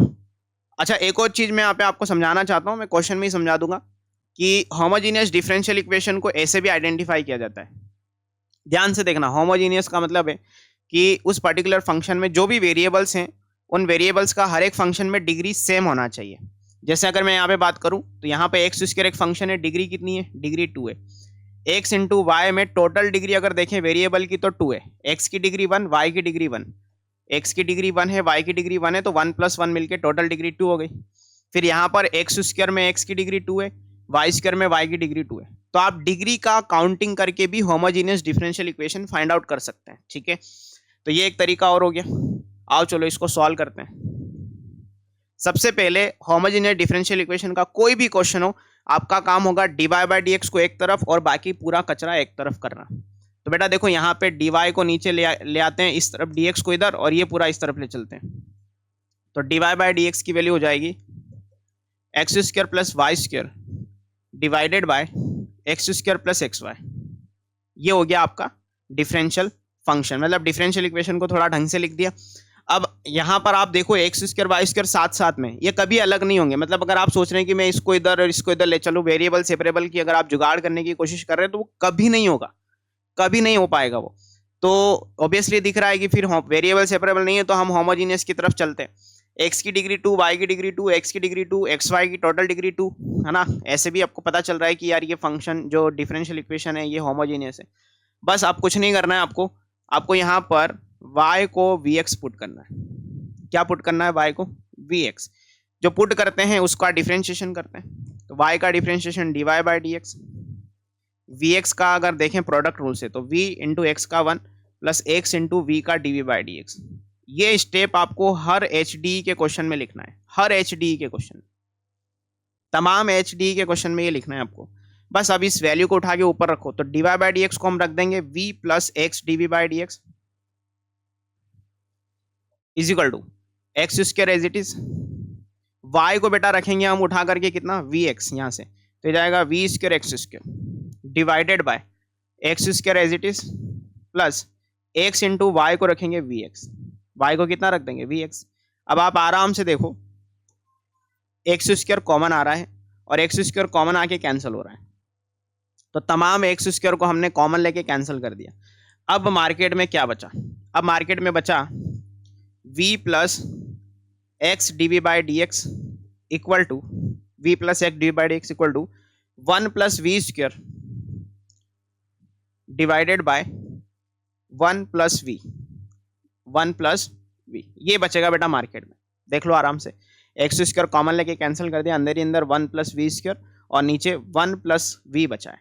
ठीक, अब इस v वाले फंक्शन को उधर लेके सबट्रैक्ट करके थोड़ा सॉल्व कर लो, फिर वेरिएबल सेपरेबल लगाएंगे। तो x d v by d x equal to 1 plus v square upon 1 plus v और माइनस का v बाई 1। ठीक है, एलसीएम ले लेंगे, तो x d v by d x equal to LCM आ जाएगा बेटा 1 plus v, 1 plus v square minus v square. ठीक है, एलसीएम थोड़ा सा इत्मीनान से लेना। ये माइनस वी 1 प्लस वी से मल्टीप्लाई करके लिखा है मैंने, वी स्क्वायर से वी स्क्वायर कैंसिल हो जाएगा। अगली स्टेप में दिखेगा आपको x d v by d x equal to right side क्या बचा, 1 minus v upon 1 plus v. यहां तक की बात सबको क्लियर? ठीक है, अब वेरिएबल सेपरेट करो, डीवी को चाहिए ये दोनों इधर, तो 1 plus v upon 1 minus v के पास आ गए डीवी और डीएक्स उधर चला गया, एक्स को नीचे भेज दिया। ये हो गया वेरिएबल सेपरेबल। दोनों तरफ इंटीग्रेशन का साइन लगा देंगे, इंटीग्रेशन ऑन बोथ साइड अगली स्टेप में। ठीक, अब इसको इंटीग्रेट करना है तो थोड़ा सा इसको मैनिपुलेट करते हैं। इसको हम लिखते हैं 2 minus 1 minus v upon 1 minus v d v equal to 1 upon x का ln x हो जाएगा, ln mod x। ठीक है, अब हमें कांस्टेंट ln c ऐड करना है या c ऐड करना है? अभी तो फिलहाल मैं c ऐड कर देता हूँ, फिर हम ln c के बारे में बाद में सोचेंगे। ठीक है, और यहाँ पर आप देखो 1 प्लस वी बन रहा है नहीं बन रहा है? 2, ये माइनस का 1 अंदर जाएगा तो 2 माइनस 1 1 माइनस माइनस प्लस का भी बिल्कुल बन रहा है। इसको आप स्प्लिट एंड डिवाइड करो तो 2 अपॉन 1 माइनस वी माइनस का 1 बचेगा, क्योंकि 1 minus v upon 1 minus v 1 हो जाएगा। D v equal to ln mod x plus constant c आ गया। यहाँ तक की बात सबको क्लियर?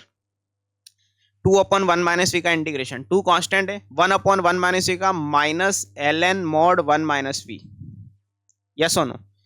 और माइनस 1 का इंटीग्रेशन माइनस में भी इक्वल टू इस तरफ ln mod x प्लस, अब मैं ln c ऐड कर रहा हूँ। ऐसा क्यों अचानक से सर, क्यों पलट गए? क्योंकि बेटा एक ln यहाँ पे बन रहा है, इसलिए ln c चेंज कर देंगे, फिर कोई फर्क नहीं पड़ता उससे। That's it. अब आप रख दो v को वापस कितना, देखो आपने y equal to v x put किया था, तो यहाँ से जब आप v निकालोगे तो v की वैल्यू y बाई एक्स आ जाएगी। v कितना आ जाएगा? y by x.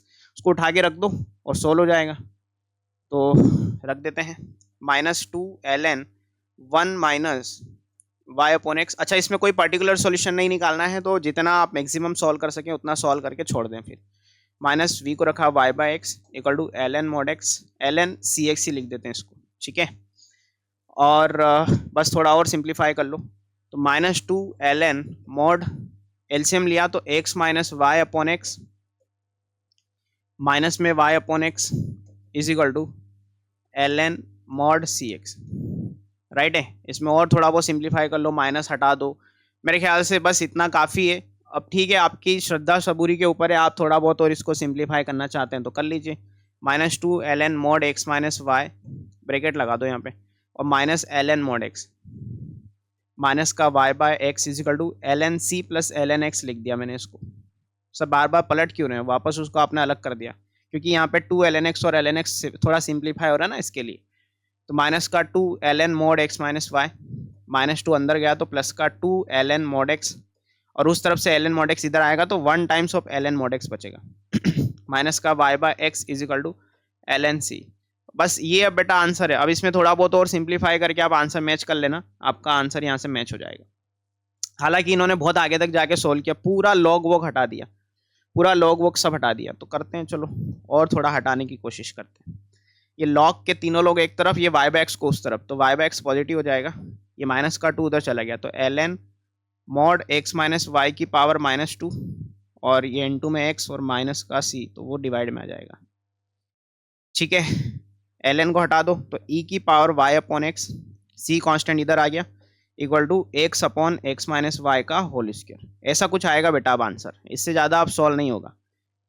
c को कोई कांस्टेंट k लिया है उन्होंने, c e की पावर y बाय एक्स, देखो k इंटू एक्स ई की power minus y by x, minus में लिया है उस तरफ ले गए, मेरा x यहाँ पे x upon x minus y का होल स्क्वायर है, इन्होंने x माइनस वाई का होल स्क्वायर इस तरफ लिया है, घुमा फिरा के इधर उधर करके फाइनल आंसर मैच कर दिया। आप इतना भी करके आ गए ना चलेगा, कोई दिक्कत नहीं है, ठीक है, क्योंकि इनडेफिनेट इंटीग्रेशन का हिस्सा है ये, और इनडेफिनेट इंटीग्रेशन में आप जहाँ तक आपका सॉल्व करने का एबिलिटी है वहाँ तक आप सॉल्व करें, देन दैट्स इट। ठीक है, आगे चलते हैं। नेक्स्ट क्वेश्चन क्या कहता है, solve the given differential equation. Again आप यहाँ पे आप देखो, सबसे पहले dy बाई डी एक्स को एक तरफ, तो इस 2xy dy को इधर ही रखा, और ये dx वाली टर्म उस तरफ ले गए, तो माइनस में x square minus y square और dx, ऐसा हो जाएगा। अब dy बाई डी एक्स को एक तरफ कर देते हैं, तो dy upon d x is equal to y square minus x square upon 2xy। ये क्या कर दिया सर, माइनस कहाँ चला गया, तो भैया माइनस कहाँ जाएगा ध्यान से देखना माइनस को हमने खत्म कर दिया, माइनस का लफड़ा हमें चाहिए ही नहीं, ठीक है, माइनस का लफड़ा चाहिए ही नहीं अपने को, ठीक है। तो बस ये यहाँ पे आप देख पा रहे हैं, एक यहाँ पर y की डिग्री 2 है, x की डिग्री 2 है, टोटल वेरिएबल की डिग्री 2 है, तो दिख रहा है क्लियर कि ये एच डी है। ठीक है, अब इसको सॉल्व करना है तो हम पुट करेंगे, y equal to v x put किया, जो पुट करते हैं उसका डिफरेंशिएशन, तो y का differentiation dy by d x, v लिखा रहेगा x का 1, x लिखा रहेगा v का dv बाई डी एक्स। ठीक है, इस वैल्यू को उठा के यहाँ रख देंगे dy बाई डी एक्स में, तो v plus x dv by d x is equal to, यहाँ पर हम रखेंगे y को vx, तो ये वाला वैल्यू हो जाएगा v square x square minus x square upon 2x into v x. Clear, अब देखो यहाँ पे एक्स स्क्वायर फिर कॉमन लेके कैंसिल हो रहा है, v plus x dv by d x equal to x square common ले लिया, अंदर ही अंदर v square minus 1 upon 2v x square. लो भैया, एक्स स्क्वायर से एक्स स्क्वायर खत्म, टाटा bye bye. X dv by d x is equal to v square minus 1 upon 2v minus का v हो जाएगा। क्या करना है, इस v वाले फंक्शन को उधर ले जाके पूरा सिंप्लीफाई करके फिर v में फंक्शन बना लेना है। इसमें एलसीएम ले लेंगे हम, तो x dv by d x equal to LCM आ जाएगा 2v, v square minus 1 minus का 2v स्क्वायर, तो x dv by d x is equal to ये हो जाएगा, अच्छा माइनस का लफड़ा फिर आ गया, ठीक है, -1 माइनस का वी स्क्वायर माइनस कॉमन ले लिया तो प्लस हो जाएगा, और 2v माइनस का लफड़ा फिर आ गया, तो आप क्या कर सकते हैं ना, वो माइनस खत्म किया था, यहाँ फिर से शुरू हो गया, वो तो होना ही था, कुछ नहीं, अब वेरिएबल सेपरेबल करेंगे, वी एस लिख देते हैं शॉर्ट में। ठीक है, तो 2v upon 1 plus v square dv equal to, minus को उधर ही रहने देना, माइनस को वहीं रखना, माइनस को साथ में मत लेके आना, dx इधर और x नीचे, dx by x, integration on both side. लो भैया, ये तो बहुत आसान इंटीग्रेशन है, सब्स्टिट्यूशन लग रहा है यहाँ पे, 1 प्लस वी स्क्वायर को थोड़ी देर के लिए t पुट करो, तो 2v dv is equal to dt, differentiation कर दिया, 2v dv हो जाएगा dt, नीचे वाला t is equal to ln x का log mod x और log c, ठीक है, 1/t का log mod t, t कितना है 1 plus v square equal to log c upon x mod में। सोच पा रहे हो मैंने क्या क्या कर दिया, बहुत सारी चीजें एक साथ कर दी मैंने। वहां पर मैंने log c minus log x को log m minus log n से log m बाय n लिख दिया। इधर मैंने 1 अपॉन टी का इंटीग्रेशन ln t लिखा और t की वैल्यू वापस सब्स्टिट्यूट कर दी v में। अब v को वापस हम सब्स्टिट्यूट करेंगे y और x में, ठीक है। तो ln mod 1 plus v square मतलब y square by x square is equal to ln mod c by x। ln से ln हटा, x square plus y square upon x square is equal to c by x, x से x फिर cut गया तो x square plus y square minus का c x is equal to 0, या फिर plus का सी एक्स उधर ही रहने दो, एक ही बात है। सर ये y square by x square कहाँ से आया, समझ में नहीं आया भैया। देखो वी स्क्र को हमने रखा, हमने पहले सब्स्टिट्यूट किया था y को वी एक्स, तो यहाँ से v निकालोगे तो वो y बाय एक्स आ जाएगा। आई बात समझ में, answer answer answer x square plus y square बराबर सी एक्स, ठीक है। ये लो x square plus y square बराबर सी एक्स, सी को इन्होंने के लिया है, उससे कोई फर्क नहीं पड़ता। आगे चलते हैं। मेरे ख्याल से ये होमोजीनियस डिफरेंशियल इक्वेशन आपके लिए बहुत आसान बनता जा रहा है, बहुत आसान है ये आपके लिए, ठीक है। आगे चलते हैं अगले क्वेश्चन पे। Solve the differential equation. तो भैया जी यहाँ पे हम dy बाई डी एक्स को एक तरफ करेंगे, बाकी सब कचरा उस तरफ। तो माइनस का y उधर गया, प्लस का y हो गया, माइनस का x sine y upon x और इधर x यहाँ पे मल्टीप्लाई में था तो उसको हमने डिवाइड में लगा दिया, पूरे के डिवाइड में चला गया वो। अब ultimately dy by d x is equal to y upon x minus x से x गया तो साइन y अपॉन एक्स बचा। अब सर एच डी कैसे डिफाइन करेंगे, मैंने लिख दिया हालांकि कि एच डी है। सर यहाँ पे अब डिग्री तो डिफाइन हो नहीं रही है, देखो डिग्री वन, लेकिन साइन के अंदर y बाय एक्स फंस गया, कैसे डिग्री देखेंगे, फंक्शन ही अलग अलग है, यहाँ एल्जेब्रिक है वहाँ ट्रिग्नोमेट्रिक है। तो उस केस में हम y अपॉन एक्स की फोटो देखते हैं, क्या देखते हैं कि y अपॉन एक्स की फोटो है या नहीं है, दैट्स इट। बहुत आसान सवाल, आसान शब्दों में समझाऊंगा और आपके लिए बहुत आसान कर दूंगा। y अपॉन एक्स बन रहा है कि नहीं बन रहा है, बन रहा है सर बिल्कुल, y अपॉन एक्स सब जगह, मतलब एच डी ही है 100%, ठीक है। तो बस अब पुट कर देंगे, y को हमने vx पुट किया, y को क्या पुट किया बेटा, vx, जो पुट करते उसका डिफरेंशिएशन, तो y का dy बाई डी एक्स, अरे ये y कैसा बन गया, साई जैसा, vx का हो जाएगा, v लिखा रहेगा x का 1, x लिखा रहेगा v का dv बाई डी एक्स, ठीक है। ये वाली बात क्लियर।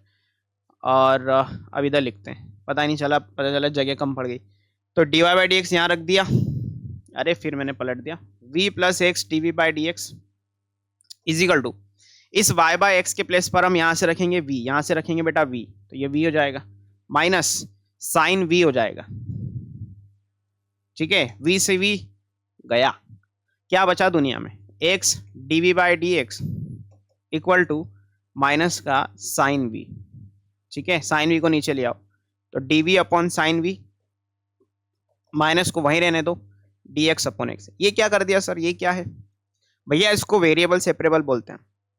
सर पढ़ तो हम एच डी रहे हैं भैया, एच डी जो है वो at the end variable separable में ही जाकर के सोल्व होता है आगे, ठीक है। अब साइन वी को हम लिखेंगे cosec v, d v equal to integration में 1 बाय एक्स लिखा रहने तो, चलो देखो ये लॉग में ही खुलेगा, कॉसेक एक्स का integration log mod cosec x minus, हाँ minus minus minus cot x, ठीक है, ऐसा कुछ फॉर्मूला लग जाएगा, राइट है। और माइनस का 1 अपॉन एक्स हो जाएगा माइनस का ln mod x, अच्छा ये इक्वल टू के उस तरफ है, इक्वल टू के इस तरफ, और एक log c कांस्टेंट है ना। एक बार cosec x का इंटीग्रेशन जरूर देख लेना, log mod cosec x minus cot x है ना, इसमें यहाँ प्लस होता है तो आगे माइनस आ जाता है, ठीक है। तो जाएगा log mod cosec x minus cot x, अच्छा ये v में है बेटा तो x में नहीं चलेगा, v में ही चलेगा, ये v में चलेगा, equal to log c upon x, ठीक है। log m minus log n लगा दिया वहां पे, log को हटा दो तो cosec v को रखा y by x minus cot y by x is equal to c by x, ठीक है। अगेन आपको करना क्या है, आपको यहाँ पे निकालना था जनरल सॉल्यूशन, तो जनरल सॉल्यूशन में हमने आंसर दे दिया, ये वाई बाय एक्स को यहाँ से कॉमन वॉमन लेके इसको एक्स को कैंसिल मत कर देना है ना, ये एंगल है पूरा का पूरा। चेक करते हैं answer, cosec y by x इधर है भैया, ये रहा cosec y by x minus cot y by x बराबर सी बाय एक्स। अब इन्होंने इसको और आगे सिंप्लीफाई किया है, कोसेक को लिख दिया 1/दिस और ये सब्स्टिट्यूट करके यहाँ तक पहुंच गए। ठीक है, चलेगा, यहाँ तक भी चलेगा, यहाँ भी चलेगा, ये भी आंसर है। ठीक है, मेरे ख्याल से सब आसान, बहुत आसान सी चीजें हैं आपके लिए।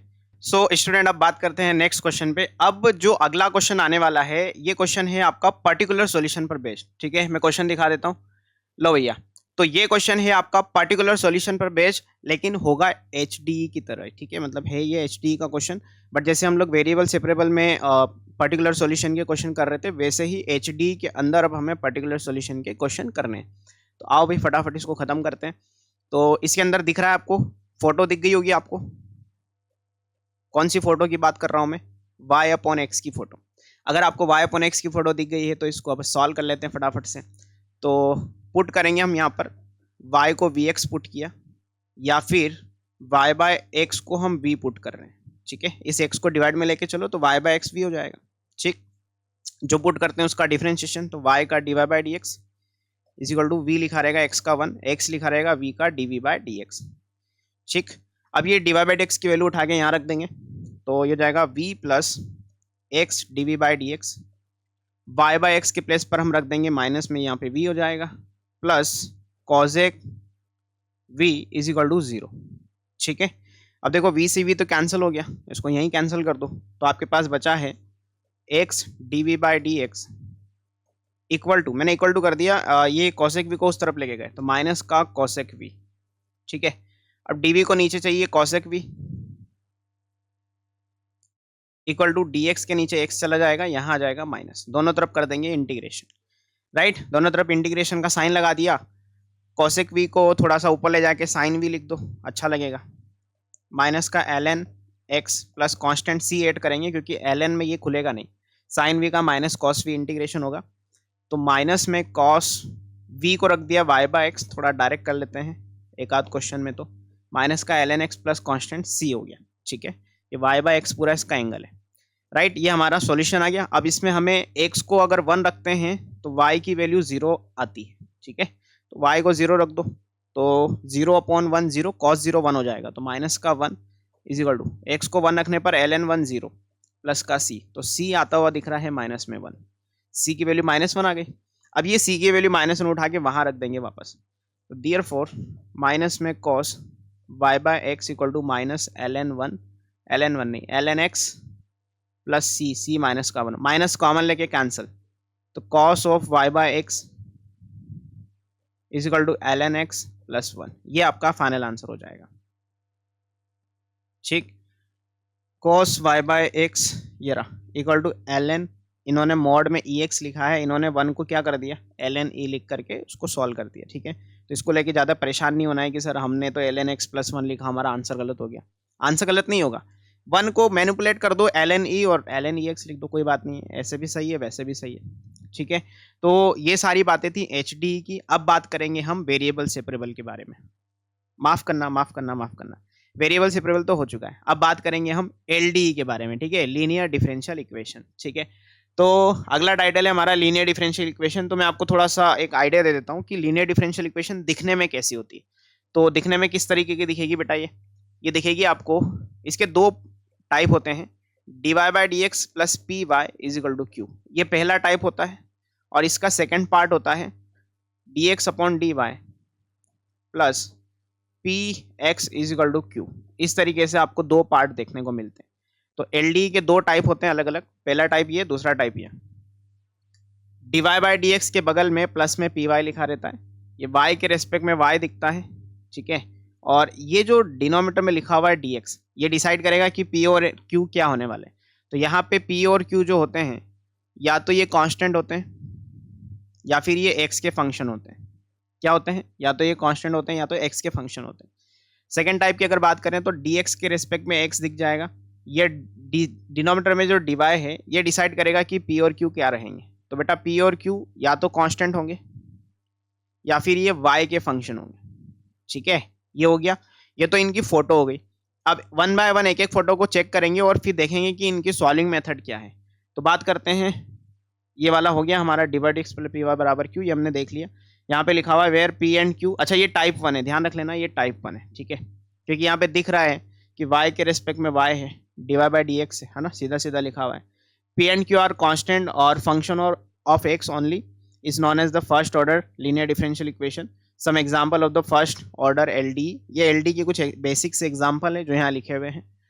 आगे चलते हैं। अब यहाँ पर होता क्या है कि जैसे टाइप 1 के अंदर ही हम लोग बात कर रहे हैं कि हमारा जो टाइप 1 है वो कुछ इस तरीके का है, d y by d x plus p y is equal to q, ये हो गया। अब यहाँ से आपको क्या करना है, हमेशा पी और क्यू कंपेयर करके बाहर बुला लेने, ठीक है। आप पी की वैल्यू निकाल लोगे, आप क्यू की वैल्यू निकाल लोगे, ठीक है। पी और क्यू आपने निकाल लिया, फिर अगला काम होता है सॉल्विंग अप्रोच पे हम लोग आगे बढ़ रहे हैं, तो अगला काम होता है इंटीग्रेटिंग फैक्टर निकालना। दैट्स वाई यहाँ पर हेडिंग है इंटीग्रेटिंग फैक्टर, जिसको हम शॉर्ट में आईएफ बोलते हैं। तो आईएफ का जो फॉर्मूला होता है टाइप 1 के रिगार्डिंग बता रहा हूँ ना, टाइप 1 के रिगार्डिंग, फिर टाइप 2 के रिगार्डिंग भी हम दिखेंगे। तो फॉर्मूला होता है ई की power integration P d x, बस ये फॉर्मूला होता है आईएफ का, ठीक। ये आईएफ का फॉर्मूला है, इसके करस्पॉन्डिंग हम आईएफ निकाल लेंगे। और फिर जो सॉल्यूशन होता है फाइनल, वो कुछ इस तरीके से लिखा जाता है, y into I F is equal to integration में आई एफ इंटू क्यू और एक कांस्टेंट हम ऐड कर देंगे। तो ये पूरी सॉल्विंग अप्रोच है, मैंने आपको इंटीग्रेटिंग फैक्टर का आइडिया दे ही दिया है। ये टाइप 1 के रिगार्डिंग है, ध्यान रखना, ठीक है। टाइप 2 के रिगार्डिंग हम अभी थोड़ी देर में समझेंगे, राइट है। अब ये टाइप 1 के रिगार्डिंग जो सॉल्विंग अप्रोच है, ये कुछ स्टेप्स लिखी हुई है। पहली स्टेप ये है कि right the given differential equation in the form of this. कई बार आपको इस फॉर्म में स्टैंडर्ड मिलेगी, कई बार नहीं मिलेगी, तो हमारा काम होगा कि हम उसको इस फॉर्म में लिख लें। Where P and Q are constant और फंक्शन ऑफ एक्स ओनली, ये पहला काम हो गया। दूसरा काम है find the integrating factor, that is IF, और आईएफ का फॉर्मूला है ई की power integration P d x. और तीसरा है write the final solution of the given differential equation as y into I F is equal to integration में I F into Q plus constant सी, ये हो गया। ये टाइप 1 के रिगार्डिंग सारी बातें थी। अब इन केस अगर टाइप 2 आया, मतलब ये वाला टाइप, कौन सा वाला, d x upon d y by d x का उल्टा plus p one of x, p one x और क्यू वन, इस तरीके से। तो ये टाइप 2 है, इसमें मैं लिख देता हूँ, ठीक है। अब इस टाइप 2 के करस्पॉन्डिंग आपको यहाँ पे P1 और Q निकाल लेना है ना। P1 की वैल्यू निकाल लो, Q1 की वैल्यू निकाल लो, और हमें पता है कि या तो ये कोई कांस्टेंट होगा या फिर फंक्शन ऑफ y होगा, ठीक है। या तो ये कोई कांस्टेंट होगा या फिर फंक्शन ऑफ y होगा, ठीक है। अगला काम होगा, ये पहला काम है कि इस फॉर्म में आप लिख लेना। दूसरी स्टेप होगी IF निकालना। तो अब की बार IF का फॉर्मूला होगा e की पावर इंटीग्रेशन P dy, ये फॉर्मूला होगा बेटा, ठीक है। ये फॉर्मूला होगा आईएफ का, ठीक। इसको कर देते हैं बॉक्स में पैक। अब आप देखो पिछले वाले टाइप में और इस टाइप में आईएफ के फॉर्मूले में क्या डिफरेंस है। तो बेटा वहां पे आईएफ जो था वो पी ई की पावर में इंटीग्रेशन पी डी एक्स था, यहाँ पे ई की power integration P d y. ऐसा क्यों, क्योंकि भैया पी आपका वाई का फंक्शन है, इसके लिए, ठीक है। ये हो गया। और नंबर 3 पे आपका फाइनल सॉल्यूशन होगा। नंबर 3 पे आप लिखेंगे फाइनल सॉल्यूशन। तो सॉल्यूशन हो जाएगा x into I F is equal to integration में q इंटू आई एफ और d y plus any constant c, इस तरीके से आ जाएगा। जैसे यहाँ पे था y इंटू आई एफ, यहाँ जाएगा x into I F is equal to integration में q इंटू आई एफ, तो q ही रहेगा। अच्छा इसको q1 बोल देते हैं क्योंकि हमने यहाँ पे q1 कंसिडर किया है। तो q1 इंटू आई एफ और dy, क्योंकि सारी कहानी y के रिस्पेक्ट में चल रही है। ये y के रिस्पेक्ट में चल रही है, ये हमें कैसे पता चलेगा, यहाँ से पता चलेगा इस dy को देखते हुए। और ये कोई कांस्टेंट हमारा c ऐड हो जाएगा, दैट्स इट। तो ये हो गए दोनों टाइप हमने समझ लिए 1 बाय 1, ठीक है। अब बात करते हैं इन पर बेस्ड क्वेश्चन की। तो पहला क्वेश्चन आपके सामने स्क्रीन पे है, find the general solution of the differential equation this. तो बेटा देखो सबसे पहले तो एलडी का टाइप से सेट कर लेते हैं कि किस टाइप का एलडी है। तो d y by d x minus का y is equal to cos x करके फंक्शन है। अच्छा यहाँ पे आप पहले ये देख लो कि क्या ये एच टी वेरिएबल सेपरेबल तो नहीं है ना। आप देखो यहाँ पे कहीं पे भी वेरिएबल सेपरेबल जैसा सीन नहीं है, क्योंकि माइनस का वाई जब उधर जाएगा तो cos x और y हमेशा साथ साथ रहेंगे, ठीक है। वो जब भी जाएंगे इधर उधर वेरिएबल सेपरेशन में कभी पार्टिसिपेट नहीं करेंगे, x और y हमेशा साथ रहेंगे, पहली बात। दूसरी बात ये कि अगर आप y अपॉन एक्स की फोटो चेक करना चाहते हैं तो y अपॉन एक्स भी नहीं है, तो ये एच डी भी नहीं है, तो सीधा सीधा दिख रहा है कि ये एल डी है। एल डी का भी कौन सा टाइप है, ये टाइप 1 है। ये कैसे पता चला, भैया इस dy बाई डी को देख के ही पता चल जाता है। अगर ये dx बाई dy होता तो ये टाइप 2 होता, अगर ये dy बाई डी तो टाइप 1 है। बस यहाँ पे आपको प्लस लगाना पड़ेगा, तो -1 इंटू वाई अलग कर दिया इक्वल टू cos x। ऐसा बस छोटा सा एक काम और करना है, ठीक है। कंपेयर कर लो तो p की वैल्यू यहाँ से -1 आ जाएगी, q की वैल्यू cos x आ जाएगी। अगला काम होगा if निकालना, जगह e की power integration p dx, right. -1 का इंटीग्रेशन -x हो जाएगा, तो e की पावर -x आपका आंसर आ गया if का, ठीक है। ये if निकल गया। अब सॉल्यूशन क्या होता है, सॉल्यूशन होता है y into I F is equal to integration में if इंटू क्यू और dx प्लस कॉन्स्टेंट c। ये फाइनल सॉल्यूशन लिखने का तरीका है, इसको बार बार लिखा करो ताकि लिखते वक्त ये याद होगा। y इंटू आई एफ है e की power -x equal to integration e की पावर -x इंटू क्यू कितना है बेटा cos x, और dx कांस्टेंट हम लास्ट में ऐड कर देंगे। अब देखो यहाँ इसको थोड़ी देर के लिए इक्वेशन 1 मान लो, क्योंकि ये e की पावर -x cos x का इंटीग्रेशन बाय पार्ट से सॉल्व करोगे ना तो ये बार बार रिपीट होगा, तो इसको थोड़ा अलग ढंग से सॉल्व करेंगे। इसको हम i मान करके सॉल्व करेंगे। इसको हमने i मान लिया, लेट कर लिया, इसको हमने i। बाय पार्ट से क्लियरली दिख रहा है कि cos x को फर्स्ट और एक्सपोनेंशियल फंक्शन सेकंड फंक्शन होगा। बाय पार्ट्स लगाया तो i is equal to first function लिखा रहेगा इंटीग्रेशन ऑफ सेकंड, तो e की पावर -x का माइनस e की पावर माइनस ऑफ e की पावर -x, इस तरीके से लिख दिया। और इसको ढंग से लिखते हैं, माइनस को आगे लगा देते हैं, ठीक है। Minus whole integration differentiation of first cos x का differentiation minus sine x into integration of second, तो e की पावर -x और एक माइनस और, तो ये वाला माइनस प्लस हो जाएगा, और dx, ठीक। ओके अच्छा, ये माइनस बाहर ही ले लो फाइनली, तो माइनस में cos x e की पावर -x माइनस बाहर आ गया। अब यहाँ दोबारा से इसको फर्स्ट और इसको सेकंड फंक्शन मान के एक बार वो बाय पार्ट्स लगाओ, दो बार लगेगा, तो फर्स्ट फंक्शन लिखा रहेगा integration of second minus whole integration differentiation of first sine x का हो जाएगा cos x। ये माइनस बाहर ले चुके हम बेटा ना, इस माइनस को लेके कंफ्यूज मत होना, ठीक है। या ऐसा समझो कि वो माइनस हटा दो, यहाँ पे माइनस था ही, यहाँ पर तो था ही, यहाँ माइनस माइनस प्लस हो गया था, ठीक है। cos x का माइनस साइन x और एक e की पावर -x का इधर माइनस आया तो माइनस माइनस प्लस फर्स्ट लिखा रहेगा। अच्छा यहाँ पे फिर थोड़ा सा चेंज आ जाएगा, यह माइनस है, इसको भूल जाओ। अच्छा ये वाला माइनस था वो, ओके। तो first function as it is integration of second minus whole integration differentiation of first integration of second, e की पावर -x dx, इसको प्लस कर देते हैं, ठीक है। ध्यान से देखो, ये i बन गया, ये क्या बन गया i बन गया, क्योंकि हमने इसको i कंसिडर किया था। तो ये माइनस जब अंदर जाएगा तो ये माइनस का i बनेगा, ये वाला पूरा माइनस i को इधर बुलाया तो i प्लस i हो जाएगा 2i इक्वल टू ये हो जाएगा माइनस में cos x e पे power -x minus minus plus sign x e पे पावर -x, ठीक। ऐसा हो गया, दैट्स इट। अब अल्टीमेटली i निकाल लो, तो i कितना जाएगा, i आ जाएगा sine x minus cos x into e पे पावर -x डिवाइडेड बाय 2 हो गया। तो ये फाइनली उस इंटीग्रेशन को हमने सॉल्व कर लिया जो यहाँ पे राइट साइड लिखा हुआ था। तो फ्रॉम इक्वेशन 1 फाइनली हो जाएगा y इंटू ई पे power -x equal to sine x minus cos x divided by 2 into e पे power -x plus any arbitrary constant c। अब ये थोड़ा और अच्छे से इसको लिख सकते हैं, ई की पावर -x उस तरफ लेके गए डिवाइड में, तो ये जाएगा फाइनली y बराबर sine x minus cos x upon 2 plus c into e की पावर x। ये आपका फाइनल आंसर हो जाएगा, ठीक है। ये e की पावर x c के पास भी जाएगा ना डिवाइड में, ऊपर जाके पॉजिटिव हो जाएगी। और एक कांस्टेंट और ऐड कर लो। अच्छा कांस्टेंट तो खत्म ही हो गया ना, कांस्टेंट को ऐड कर ही लिया था हमने, कांस्टेंट वाला मसला तो खत्म। तो sine x minus cos x by 2 और c e की पावर x, ये लो हमारा आंसर आ गया। क्लियर है। तो ये पहला क्वेश्चन था। अब दूसरा क्वेश्चन करते हैं जो कि पर्टिकुलर सॉल्यूशन दिख रहा है क्लियरली कि हमसे पर्टिकुलर सॉल्यूशन मांगा गया है जहां पे x को π/3 रखने पर y 0 आता है। करते हैं। सबसे पहले इसको ध्यान से देखो, ये क्लियरली दिख रहा है कि ये LDE है ना, LDE है, जिसमें कंपेयर करने पर p आपका 2 tan x है और q की वैल्यू sin x है। और ये भी कंफर्म है कि ये टाइप 1 है, क्योंकि dy/dx लिखा हुआ है तो ऑब्वियसली ये टाइप 1 का LDE है। अगला काम होगा IF निकालना, e की power integration p dx, formula हो गया हमारा IF का। तो IF आ जाएगा e की पावर इंटीग्रेशन p हो जाएगा 2 tan x और dx, राइट है। tan x का इंटीग्रेशन वो लॉग वाला, लॉग sec x वाला लगा देते हैं ताकि एक्सपोनेंशियल और लॉग हट ही जाए।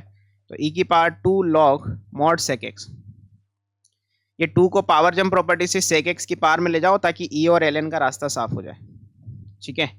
तो आई एफ हो जाएगा ई की power L N mod sec x का होल स्क्वायर। एल एन और ई का रास्ता क्लियर, तो आई एफ फाइनली हो जाएगा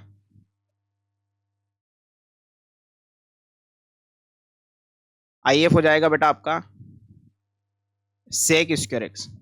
ठीक है, ये आई एफ आ गया। सेक एक्स का होल स्क्वायर मतलब सेक स्क्वायर एक्स। अब सॉल्यूशन लिखेंगे final, y into I F is equal to integration में I F into Q d x plus arbitrary constant सी।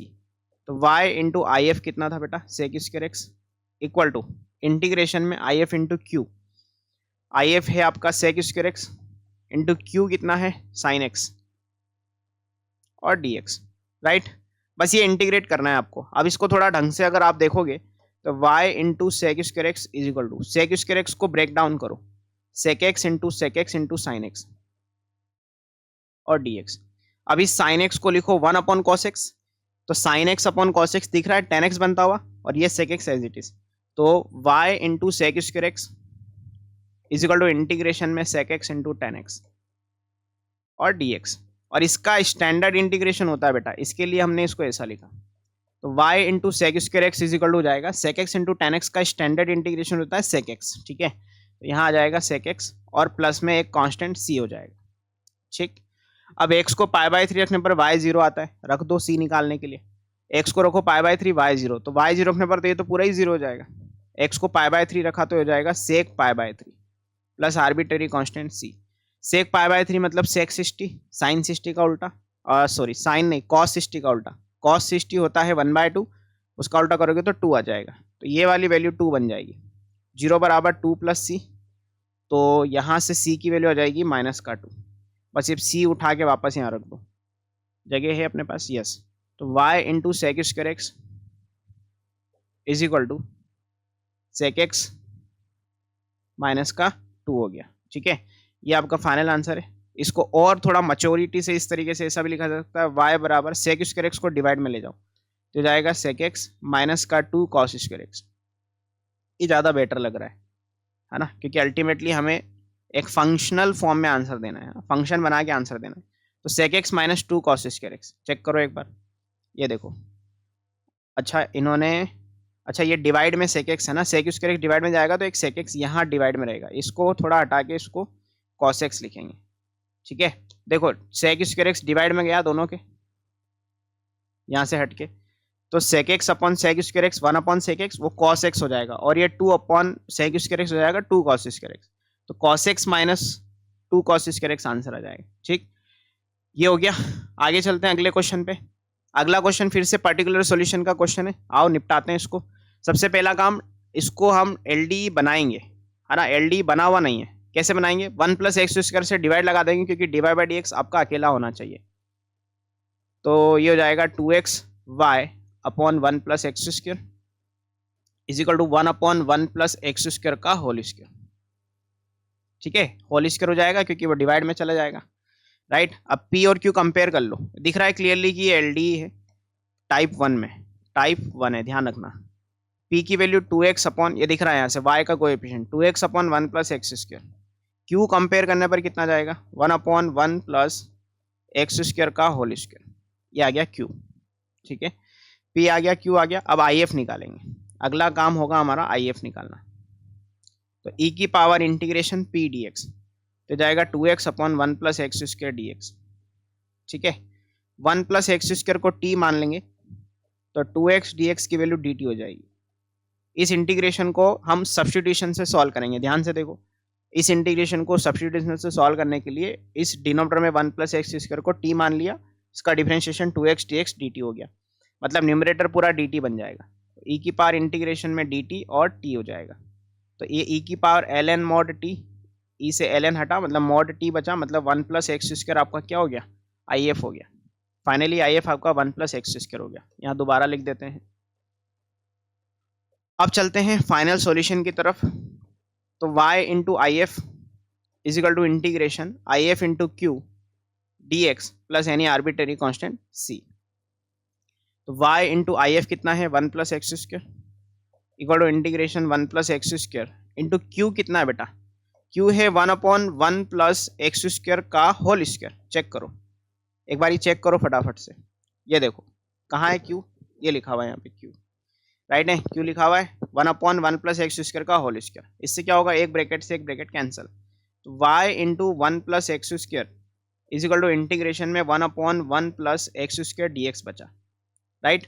अब बस ये राइट साइड वाला इंटीग्रेशन सॉल्व करना है, 1/1 + x², इसको हम लिखेंगे tan inverse x, standard integration है ये, तो ये जाएगा y × 1 + x² is equal to tan inverse x plus एक आर्बिट्रेरी कांस्टेंट c ऐड हो जाएगा। ये सॉल्यूशन आ गया, बट हमें तो पर्टिकुलर निकालना है, तो x को 1 और y को 0 रखेंगे। अब c निकालने के लिए y को 0 रखने पर ये पूरा ही निपट जाएगा, x को 1 रखा तो उधर tan इनवर्स 1 π/4 हो जाएगा प्लस आर्बिट्रेरी कांस्टेंट c, तो c की वैल्यू -π/4 होगी।